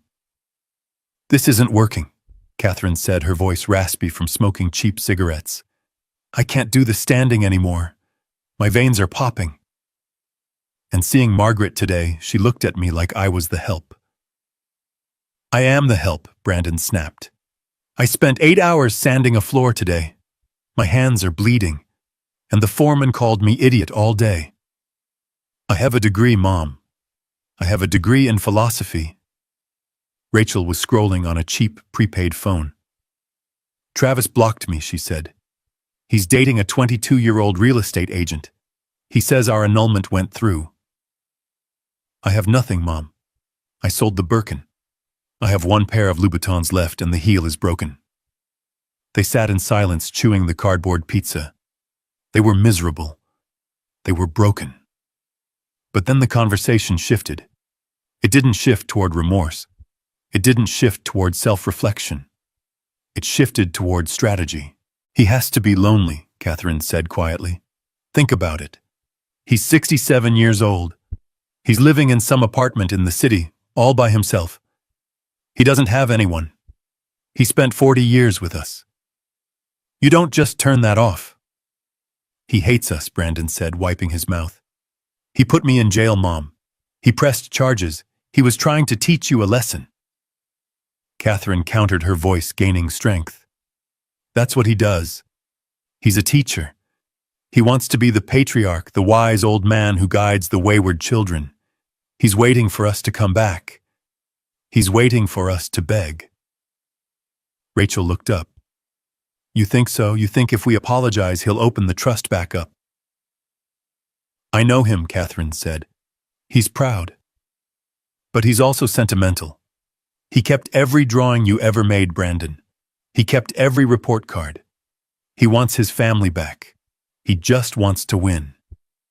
If we let him win, if we go there and get on our knees and tell him he was right about everything, he will crack. He needs to feel like the savior. Brandon looked skeptical. And what if he doesn't crack? What if he just laughs at us? Then we have nothing to lose, Catherine said. But if he does, imagine it. The house, the cars, the black card. We just have to swallow our pride for one afternoon. We go there.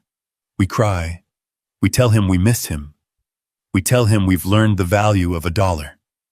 We play the part. Rachel nodded slowly. I can cry, she said. I can do the prodigal daughter thing. I'll wear something modest. No makeup. And I'll tell him the construction job changed me, Brandon added. I'll tell him I understand hard work now. He loves that grit stuff. Catherine smiled. It was a ghost of her old smile, the predator reawakening. We go tomorrow, she said. I found his address. He's in a building by the lake. We go there, and we don't leave until he signs a check. We just have to stroke his ego. We have to make him believe we've changed. I listened to them plotting. They were constructing a script based on a version of me that no longer existed. They thought I was the same man they had walked all over for decades. They thought my cutting them off was a tantrum, a temporary punishment that could be ended with a few magic words. They didn't understand that I hadn't punished them, I had fired them. They thought they were dealing with a father and a husband. They were dealing with the chairman of the board. And when you approach the chairman with a fraudulent proposal, you don't get funding. You get security called on you. I turned off the audio feed. I walked to the window and looked out at the city lights reflecting on the dark water. They were coming. They were bringing their lies and their fake tears and their rehearsed speeches. They thought they were going to hack the system. I picked up my phone and dialed Kaufman. Sam, I said, prepare the paperwork. What paperwork? Kaufman asked, his voice sleepy. The restraining orders, said. The employment contracts. The standard entry-level agreements. Liability waivers. Drug testing consent forms. And bring 3 uniforms, sizes medium large and extra large. Kaufman paused. You're actually going to do it? They want back in Sam, I said. They want to be part of the Bennett legacy. I'm going to give them exactly what they asked for. They think they're coming to a family reunion. They're coming to a job interview. I hung up. I went to bed and slept soundly. The trap was set. They were walking right into the only thing they feared more than poverty. Work. The elevator that services the penthouse of the Pinnacle does not have buttons. It has a biometric scanner, and it moves with the silence of a predator stalking its prey. I stood in the center of my foyer waiting for the doors to slide open. I had leaked my address to a mutual acquaintance, a woman who could never keep a secret, knowing it would reach Catherine within the hour. They expected to find me in a sad assisted living facility, perhaps a 1-bedroom apartment with beige walls and the smell of boiled cabbage. They expected to find a broken man staring at a television set, waiting to die. When the polished steel doors parted, they did not step into a nursing home. They stepped onto Italian marble imported from a quarry in Carrara. They stepped into a space with 20-foot ceilings and a panoramic view of Lake Michigan that stretched all the way to the horizon. The late afternoon sun flooded the apartment, turning the dust motes into gold. I watched them freeze. It was a tableau of calculated humility. Catherine was wearing a gray wool coat that looked 3 sizes too big, a garment she had likely pulled from the back of a closet she hadn't opened since the 90s. She wore no jewelry, not even a watch. Her face was scrubbed clean of makeup, revealing the age she had spent a fortune trying to hide. Behind her stood Brandon and Rachel. They were dressed in what I can only describe as poverty cosplay. Brandon wore a flannel shirt and work boots that looked scuffed not from labor, but from sandpaper. Rachel wore a simple cotton dress and flat shoes, her hair tied back in a severe bun. They looked like refugees from a period drama. They had come dressed for a funeral, the funeral of my pride. Catherine was the first to recover. Her eyes darted around the room, taking in the grand piano, the abstract sculptures, the sheer expanse of the square footage. I could see the calculator running behind her eyes. She was doing the math. She was realizing that while she was scanning dog food, I was living in a fortress of solitude that cost more per month than she used to spend in a year. "Lawrence," she whispered, her voice trembling with a rehearsed fragility. "We didn't know. We thought you were suffering." I stood with my hands clasped behind my back, wearing a cashmere sweater and tailored slacks. I didn't smile. I didn't frown. I simply observed. "Hello, Catherine," I said. "I see you found the place." She took a step forward, her hands reaching out as if to touch a holy relic. "We came because we couldn't sleep," she said. "The guilt, Lawrence. It has been eating us alive. We realized how wrong we were. We realized that money is poison." It was a good line. I wondered if she had written it herself, or if she had lifted it from a daytime soap opera. Brandon stepped up next to her. He dropped to his knees. He actually dropped to his knees on the marble floor. "Dad." He choked out, his voice cracking. "I am so sorry. I was an idiot. I was blind.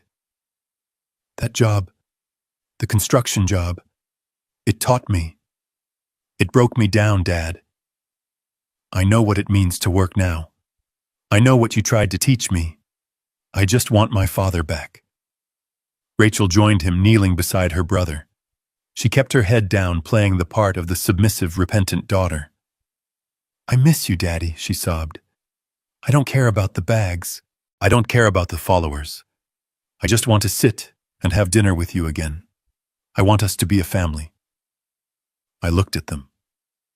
3 actors on a stage performing for an audience of 1. If I hadn't listened to their conversation the night before, I might have been moved. I might have believed that the hardship had cracked their shells and let some light in. But I knew better. I knew this was a heist. They weren't here for forgiveness. They were here for the combination to the safe. I unclasped my hands and gestured toward the sunken living room, where a fire was crackling in the modern gas fireplace. "Stand up," I said, my voice neutral. "You are making a scene and I just had the floors polished. Come in. Sit down."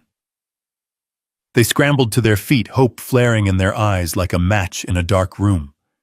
They thought the door was opening. They thought I was buying the act. They walked into the living room, treading softly, as if afraid to wake a sleeping beast. They sat on the edge of the sprawling white leather sofa, huddled together, a united front of misery. I walked to the sidebar and poured a pitcher of water. I brought 4 glasses. I placed them on the coffee table. In the center of the table, sitting alone on the glass surface, was a thick navy blue legal folder. It was bound with a gold elastic cord. The label on the front was typed in bold serif font. Bennett Investment Trust, Reorganization and Reinstatement Protocol. I saw Catherine's eyes lock onto the folder. She stopped breathing for a second. Her gaze was hungry, desperate. She nudged Brandon with her elbow. He looked down. Rachel looked down. The folder was a magnet pulling all their attention. To them, that folder wasn't paper. It was a time machine. It was a ticket back to the country club, back to the Porsche, back to the life where consequences were things that happened to other people. I sat in the armchair opposite them. I crossed my legs. I took a sip of water. "You say you have learned," I said, looking at Brandon. "Tell me, what have you learned?" Brandon cleared his throat. He sat up straighter. "I learned that nothing is given, Dad. I learned that when you sweat for $1, it feels different. I learned that respect is earned." "And you, Rachel?" I asked. "I learned that appearances are a trap," she said, wiping a tear. I was chasing likes from strangers when I should have been valuing the people who actually loved me. And Catherine, I said, turning to the architect of my destruction. She looked at me, her eyes swimming with tears that were almost impressive in their volume. I learned that a marriage isn't a contract, Lawrence. It is a partnership. And I broke that partnership. I listened to bad advice. I let my ego drive the car. I am willing to do whatever it takes to earn back your trust. I will sign a post-nup. I will live in a studio. I just want to be your wife again. It was a masterclass in manipulation. If I hadn't known she called me a miser yesterday, I would have applauded. I leaned forward and placed my hand on the blue folder. The room went silent. You could hear the wind howling outside the glass, but inside it was a vacuum. I am glad to hear that I said tapping the cover of the dossier, because I have been doing a lot of thinking too. Living here in this silence, it gives a man perspective. I realized that perhaps I was too harsh. Perhaps the sudden shock was too much trauma for a family to bear. Catherine let out a sob of relief. "Oh, Lawrence," she breathed. I continued, my hand still resting on the folder. I realized that simply cutting you off was not the solution. It didn't solve the underlying problem. You needed structure. You needed a path back. "Yes," Brandon said eagerly. "A path. That's all we want. A chance to prove ourselves." I picked up the folder. I felt the weight of it. "My lawyers advised against this," I lied. "Kaufman told me I was making a mistake. He told me you would never change. But I told him that blood is thicker than water. I told him that everyone deserves a second chance if they are willing to do the work." Rachel nodded vigorously. "We are, Daddy. We are willing to do anything." I opened the folder. Inside were 3 distinct stacks of paper, crisp and white. "This document," I said, "represents a new beginning. It is a reintegration plan. It outlines a way for you to be part of the Bennett legacy again. It provides financial security. It provides purpose. And most importantly, it restores the family connection." Catherine was practically vibrating. She was already mentally redecorating the penthouse. She was imagining the look on Margaret Thorne's face when she walked back into the club with a diamond bigger than the last one. I separated the stacks of paper. I slid one toward Catherine, one toward Brandon, and one toward Rachel. But I said, my voice dropping an octave, "There are conditions. This is not a handout. This is an agreement. You said you wanted to earn your way back. You said you understood the value of work." "Yes, yes," Catherine said, reaching for the paper. "Anything, Lawrence." "Then sign," I said. They didn't read it. They didn't even look at the headers. They saw the Bennett Trust logo at the top, and they grabbed the pens I had placed on the table. They signed their names with a speed that spoke of desperation. They signed the bottom of the first page. They flipped and signed the second. I watched them. I watched the greed override their caution. I watched them sign away their freedom, thinking they were signing a receipt for a winning lottery ticket. When they were finished, Catherine handed the papers back to me with a smile that was almost genuine, because she truly believed she had won. "Thank you, Lawrence," she said. "You won't regret this." I took the papers. I checked the signatures. They were valid, binding, irrevocable. I smiled, a cold, sharp smile that finally reached my eyes. "No, Catherine," I said, standing up and closing the folder. "I don't think I will." I walked to the intercom on the wall and pressed a button. "Kaufman, bring the uniforms." The door to the study opened.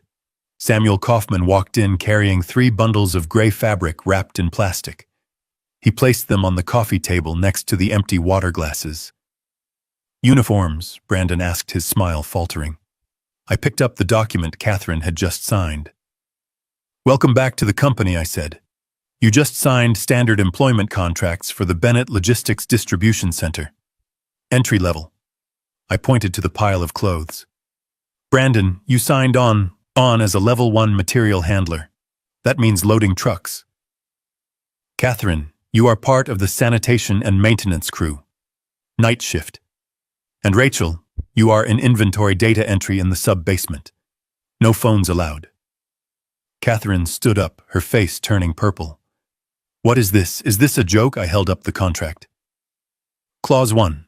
Employment is at will, but acceptance of this position is a prerequisite for any future consideration regarding trust beneficiary status. You said you wanted to work, Catherine. You said you wanted to earn it. The pay is minimum wage, but the benefits package is excellent after 90 days.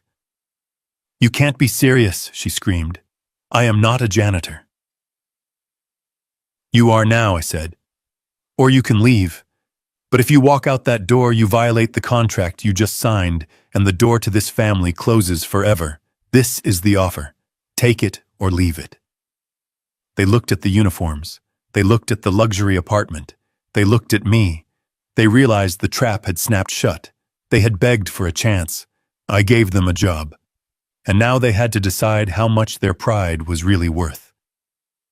The silence in the penthouse was broken only by the rustling of fabric as Brandon picked up the gray shirt with the name patch that read trainee. He held it like it was a contaminated object, his fingers trembling. The reality of what they had just signed was settling in heavy and suffocating. They had traded their dignity for a paycheck, but they hadn't realized the paycheck came with calluses. I watched them from my armchair, my expression unreadable. I had spent 40 years building a logistics empire from the ground up. I had started on a loading dock in 1984, sweeping floors and organizing manifests, before I ever saw a balance sheet. I knew the value of $1 because I had bled for the first 1,000. My family, however, treated money like magic. To them, it was something that appeared in an account, not something generated by labor. You want my money, I said, my voice cutting through the room like a cold wind. You want the Bennett lifestyle. You want the security. Fine. I am giving it to you. But you are going to get it the exact same way I did. This is the only one I earned it for 40 years. Work. You start at the bottom, minimum wage. No favors, no nepotism. If you are late, you are fired. If you steal, you are arrested. If you complain, you are gone. The elevator doors slid open with a soft chime. Megan, Brandon's wife, stormed in. She had been waiting in the lobby, refusing to kneel with the others, probably expecting Brandon to come down with a check. She saw the uniforms. She saw Brandon holding the work boots. She saw the tears on Rachel's face. What is this? Megan shrieked, her voice shrill and grating. Where is the money, Brandon? You said he was going to reinstate the trust fund. Why are you holding a janitor's uniform? Brandon looked at his wife. He looked tired. He looked hungry. We have jobs, Megan, he whispered. Dad gave us jobs. We can earn our way back. Jobs. Megan laughed, a cruel mocking sound that echoed off the marble walls. You think I married you to date a warehouse loader? You think I stuck around through the eviction and the motel to watch you sweep floors? You are pathetic, Brandon. You are a loser. And your father is a psycho. She turned to me, her eyes blazing with hatred. You can keep your minimum wage, old man. I am not a servant. I am leaving.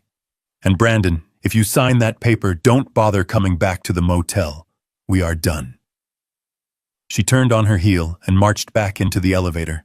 The doors closed, sealing her out of our lives. Brandon watched her go. He didn't chase her. He didn't scream. He just slumped his shoulders, the weight of his poor choices finally crushing him completely. He had lost his car, his house, his pride, and now his wife. He was stripped bare. He looked at the pen on the table. He looked at the W-4 tax form and the liability waiver for the loading dock position. His stomach growled. It was a loud, guttural sound that betrayed the reality of their situation. They hadn't eaten a real meal in 2 days. The pizza from the night before had been split 4 ways. I picked up the pen and held it out to him. Sign, Brandon, I said softly, or go hungry. It is a simple choice. The cafeteria at the warehouse serves hot meals. Employee discount. Brandon took the pen. His hand was shaking, but he pressed the tip to the paper. He signed. He accepted the role of material handler level 1. He accepted the hard hat and the steel-toed boots. He accepted that he was no longer a prince but a worker. Rachel was next. She looked at the data entry form. "No phones allowed on the floor," she whispered at reading the fine print. "Daddy, I can't. My followers. Your followers aren't going to pay your rent." "Rachel," I said, "the warehouse pays $15 an hour. That is enough for a room and food. Sign the paper." She picked up the pen. She cried as she did it, big, silent tears that ruined her simple dress. She signed her name.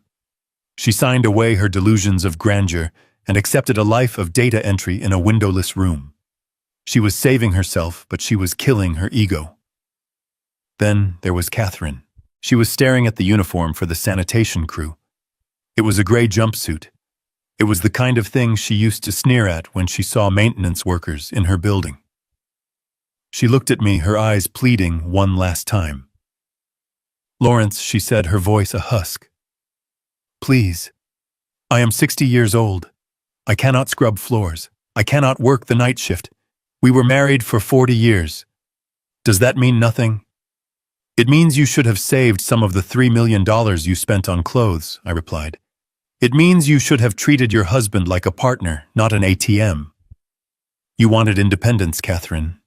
This is what independence looks like for people with zero assets and zero skills. You work." She didn't move to sign. She stood there frozen in her pride. And then the library door opened. A woman walked into the room. She was tall, with silver hair tied back in an elegant knot. She wore a simple cashmere wrap and reading glasses perched on her nose. She held a first edition of The Wealth of Nations in one hand and a cup of tea in the other. It was Elena, the history professor I had been seeing for 3 months. She didn't look at Catherine with pity. She didn't look at her with scorn. She looked at her with a calm, intellectual curiosity. "Lawrence," Elena said, her voice warm and grounded, "I found that passage you were looking for, about the invisible hand of the market correcting inefficiencies." She walked over to me and placed a hand on my shoulder. It was a gesture of intimacy, of equality. She wasn't asking for money. She wasn't asking for status.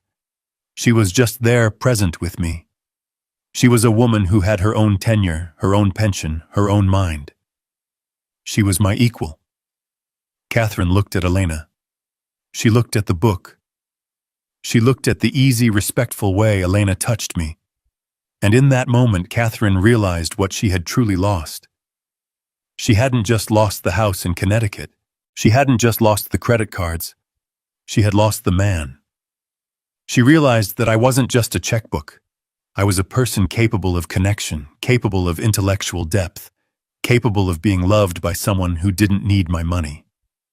She saw herself in the reflection of the window, old, tired, wearing ill-fitting clothes, about to become a janitor. And she saw Elena glowing with intelligence and grace, standing beside the man Catherine had thrown away. The realization broke her. Her shoulders collapsed. She reached for the pen. She didn't say a word. She didn't argue. She signed the contract for the sanitation crew. She accepted her fate.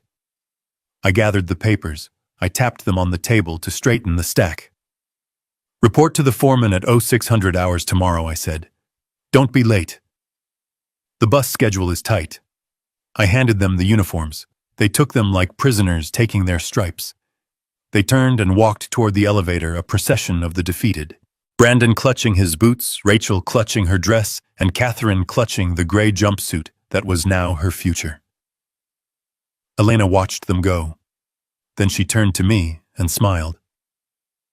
"Are you okay?" she asked. I looked at the closed elevator doors. I looked at the signed contracts. "I am fine," I said. "I just hired 3 new employees. I think they are going to work out. They have a lot of motivation." I took Elena's hand. We walked back toward the library, leaving the empty water glasses and the ghosts of my past in the foyer. The sun was setting over the lake, painting the sky in shades of purple and gold. It was the end of the day, but for me it felt like the very first morning of the rest of my life. The sunlight in Tuscany hits the grapevines differently than it does anywhere else on Earth.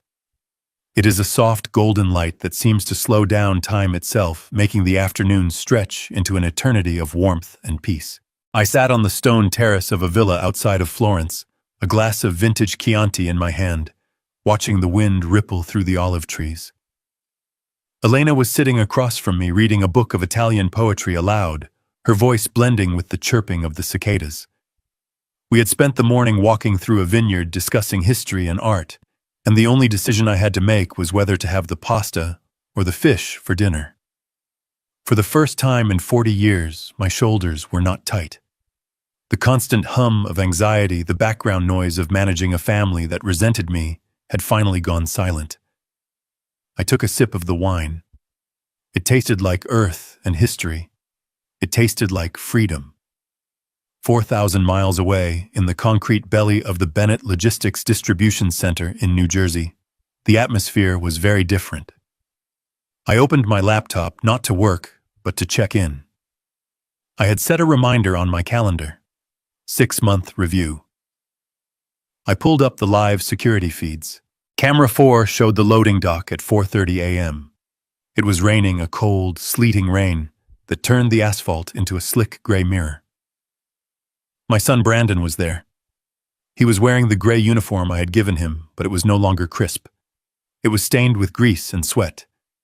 He was wearing a yellow safety vest and steel-toed boots that looked heavy on his feet. He was wrestling with a pallet jack trying to move a skid of industrial auto parts that weighed 500 pounds. He was slipping. He was struggling. A foreman, a man named Miller, who had been with the company for 20 years and who took no prisoners, was standing over him holding a clipboard. I couldn't hear the audio, but I didn't need to. I saw Miller pointing at his watch. He was shouting. He was telling Brandon that the truck was leaving in 10 minutes, and if the pallet wasn't loaded, he could punch out and not come back. I watched my son's face. It was a revelation. The arrogance was gone. The sneer that used to appear whenever I asked him about his job search had been sanded away by 6 months of physical labor. He looked exhausted. He looked humbled. He gritted his teeth, dug his heels into the wet concrete, and pushed. He put his shoulder into the weight and forced the pallet up the ramp. He didn't complain. He didn't call his mother. He just worked. I switched the feed. Camera 9. The sub-basement. This was the archive division, a windowless room illuminated by the buzz of fluorescent tube lights. It was a place where time went to die. Rachel was sitting at a small metal desk surrounded by stacks of shipping manifests from the 1990s. Her job was to digitize them. Data entry, keystroke by keystroke. She wasn't wearing makeup. Her hair was pulled back in a practical ponytail. She wasn't looking at a phone because phones were strictly prohibited in the secure archive. She was staring at a monitor, her fingers flying across the number pad. 10 hours a day, no likes, no comments, no filters. Just raw data. I zoomed in. She stopped typing for a moment to rub her wrists.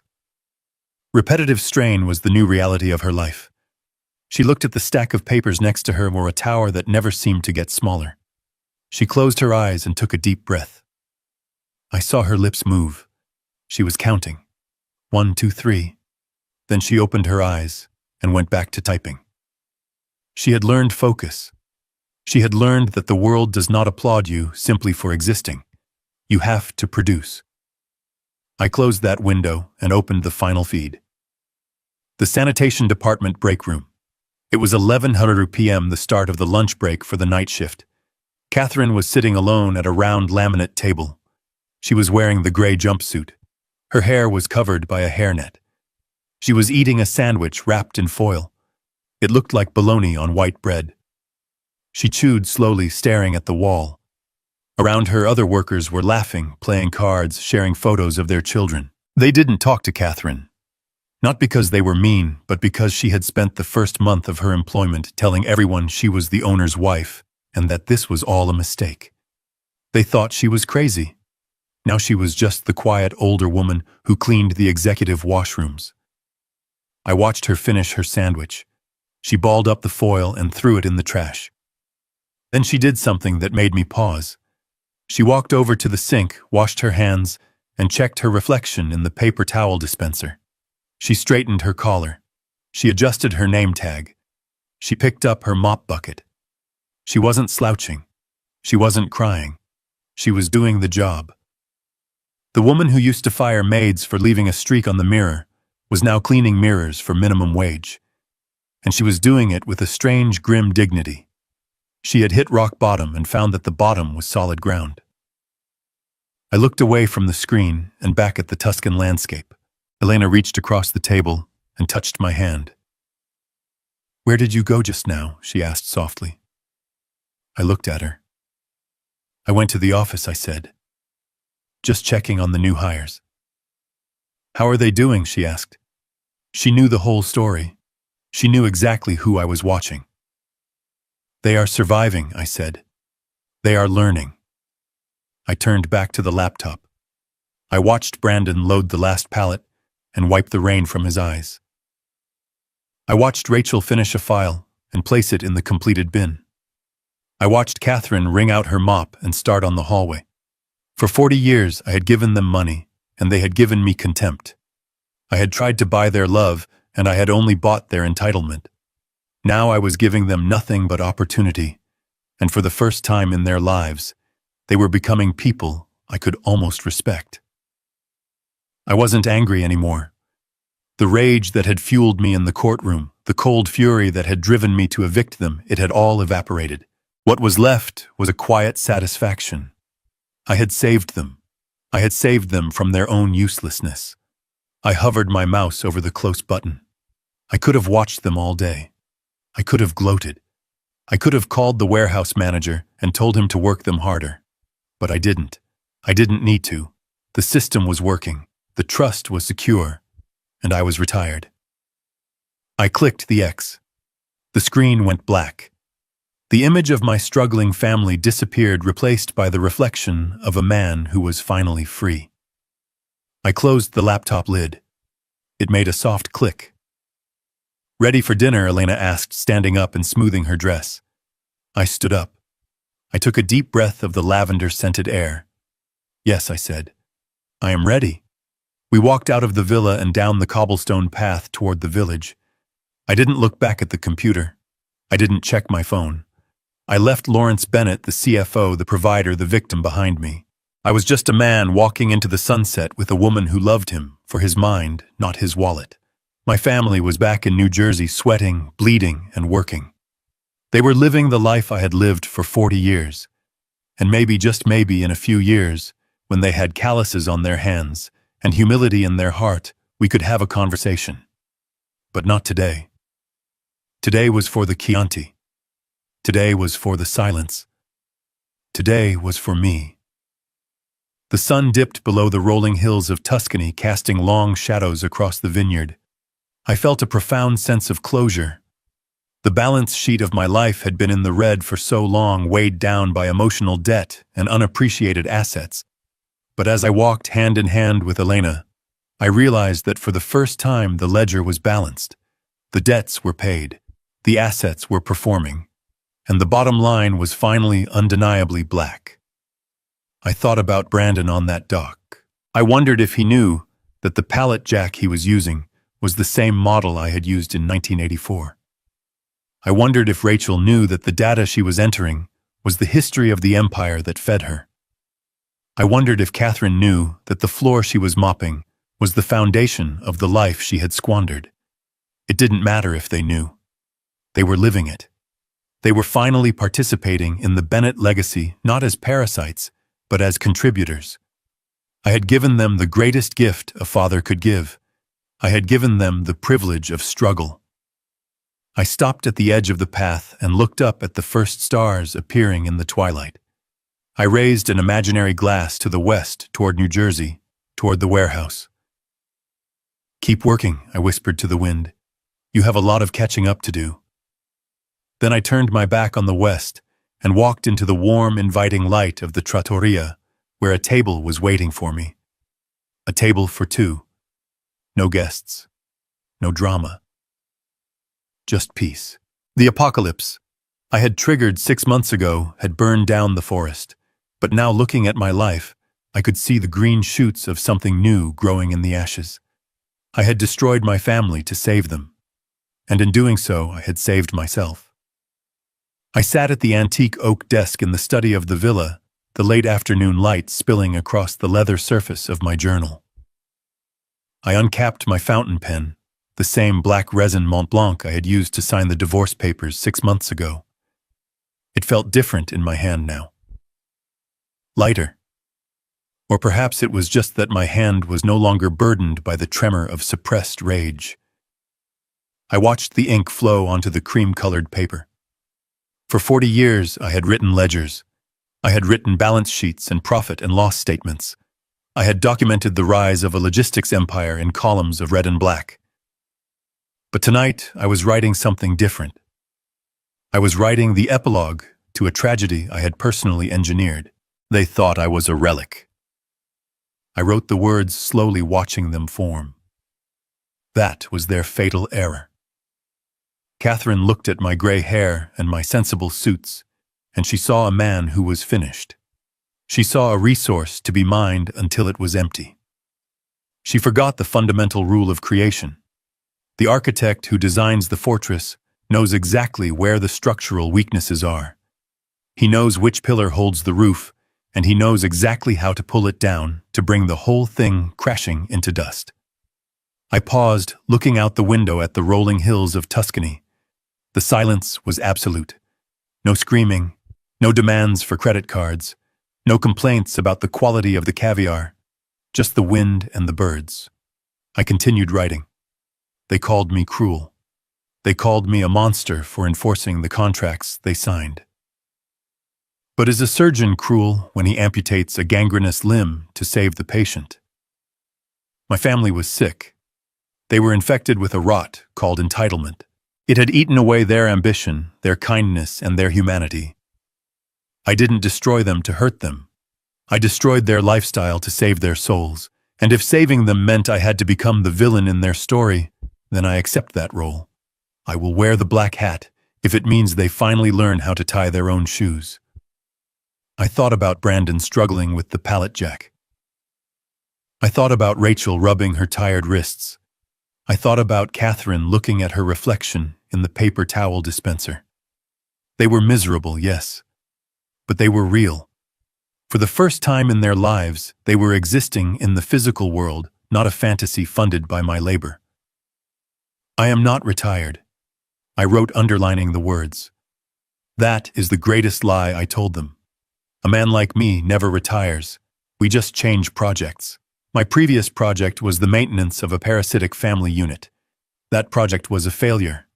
It had a negative return on investment. So I liquidated it. I closed the division. I fired the staff. My new project is my own life. I am retiring from being a victim. I am retiring from the role of the silent wallet. I am retiring from the obligation to be loved for what I can provide rather than who I am. I closed the journal. The sound of the leather cover snapping shut echoed in the quiet room.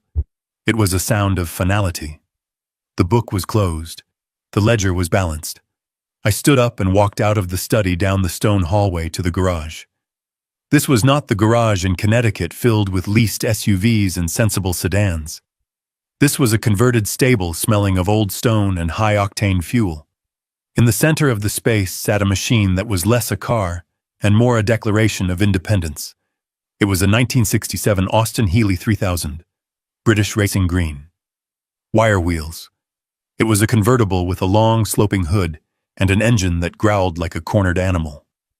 I ran my hand along the cold metal of the fender. I had wanted this car for 30 years. I had found one for sale in 1995. It was perfect.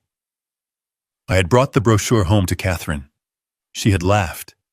She called it a midlife crisis on wheels. She said it was loud, dangerous, and undignified. She said it would mess up her hair if we drove with the top down. She forbade it.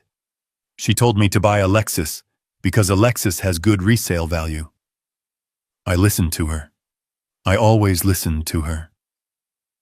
I bought the Lexus. I died a little bit inside, and I drove a silent beige car that smelled like vanilla air freshener. Not today. I opened the driver's door. It clicked with a mechanical precision that pleased me. I slid into the low bucket seat. The leather creaked. The steering wheel was wood-thin and hard under my grip. There were no digital screens, no GPS, no heated seats, just dials and gauges and the smell of gasoline and oil. I inserted the key and turned it. The engine didn't purr, it roared.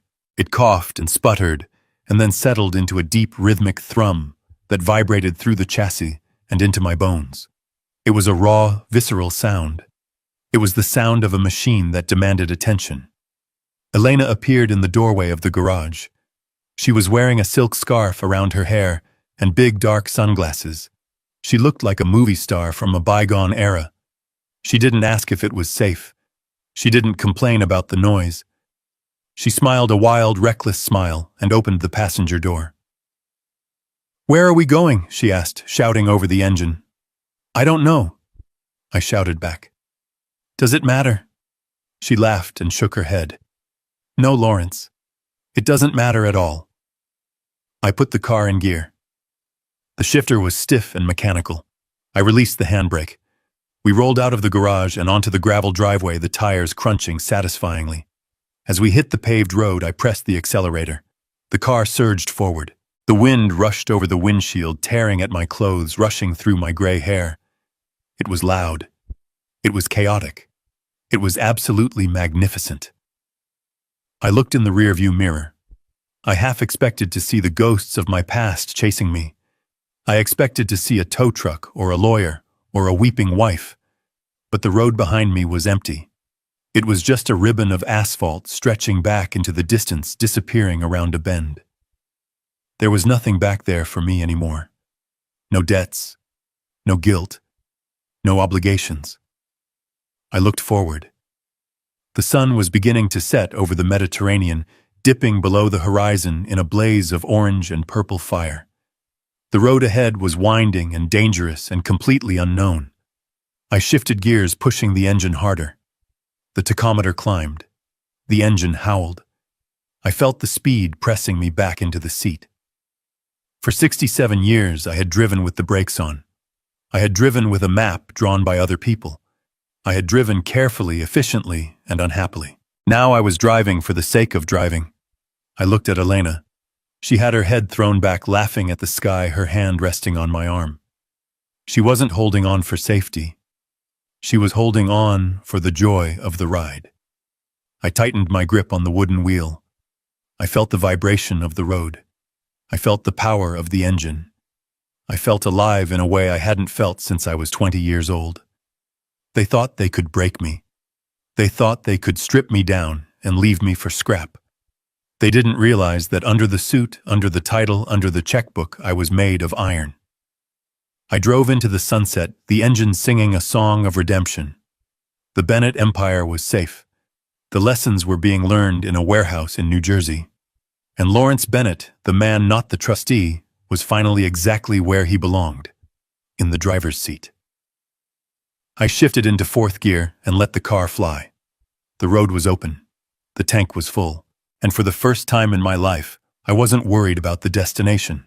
I was just enjoying the ride. The most expensive lesson of my life wasn't taught in a business school or a boardroom. It was learned in the silence of an empty penthouse. For 40 years, I confused providing with parenting. I thought writing checks was a language of love, but I discovered it was merely a transaction that purchased their entitlement and my own erasure. True legacy isn't the millions you leave in a trust fund. It is the character you forge in the fire of necessity. I learned that you cannot save people from themselves by cushioning their fall. Sometimes you must let them hit the concrete so they can finally learn how to stand up. Freedom isn't about having enough money to do nothing. It's about having enough self-respect to demand everything you deserve. If you believe that respect is a currency that must be earned, hit that like button and subscribe for more stories where justice is served cold. Let me know in the comments. Would you have hired them back, or would you have left them at the motel?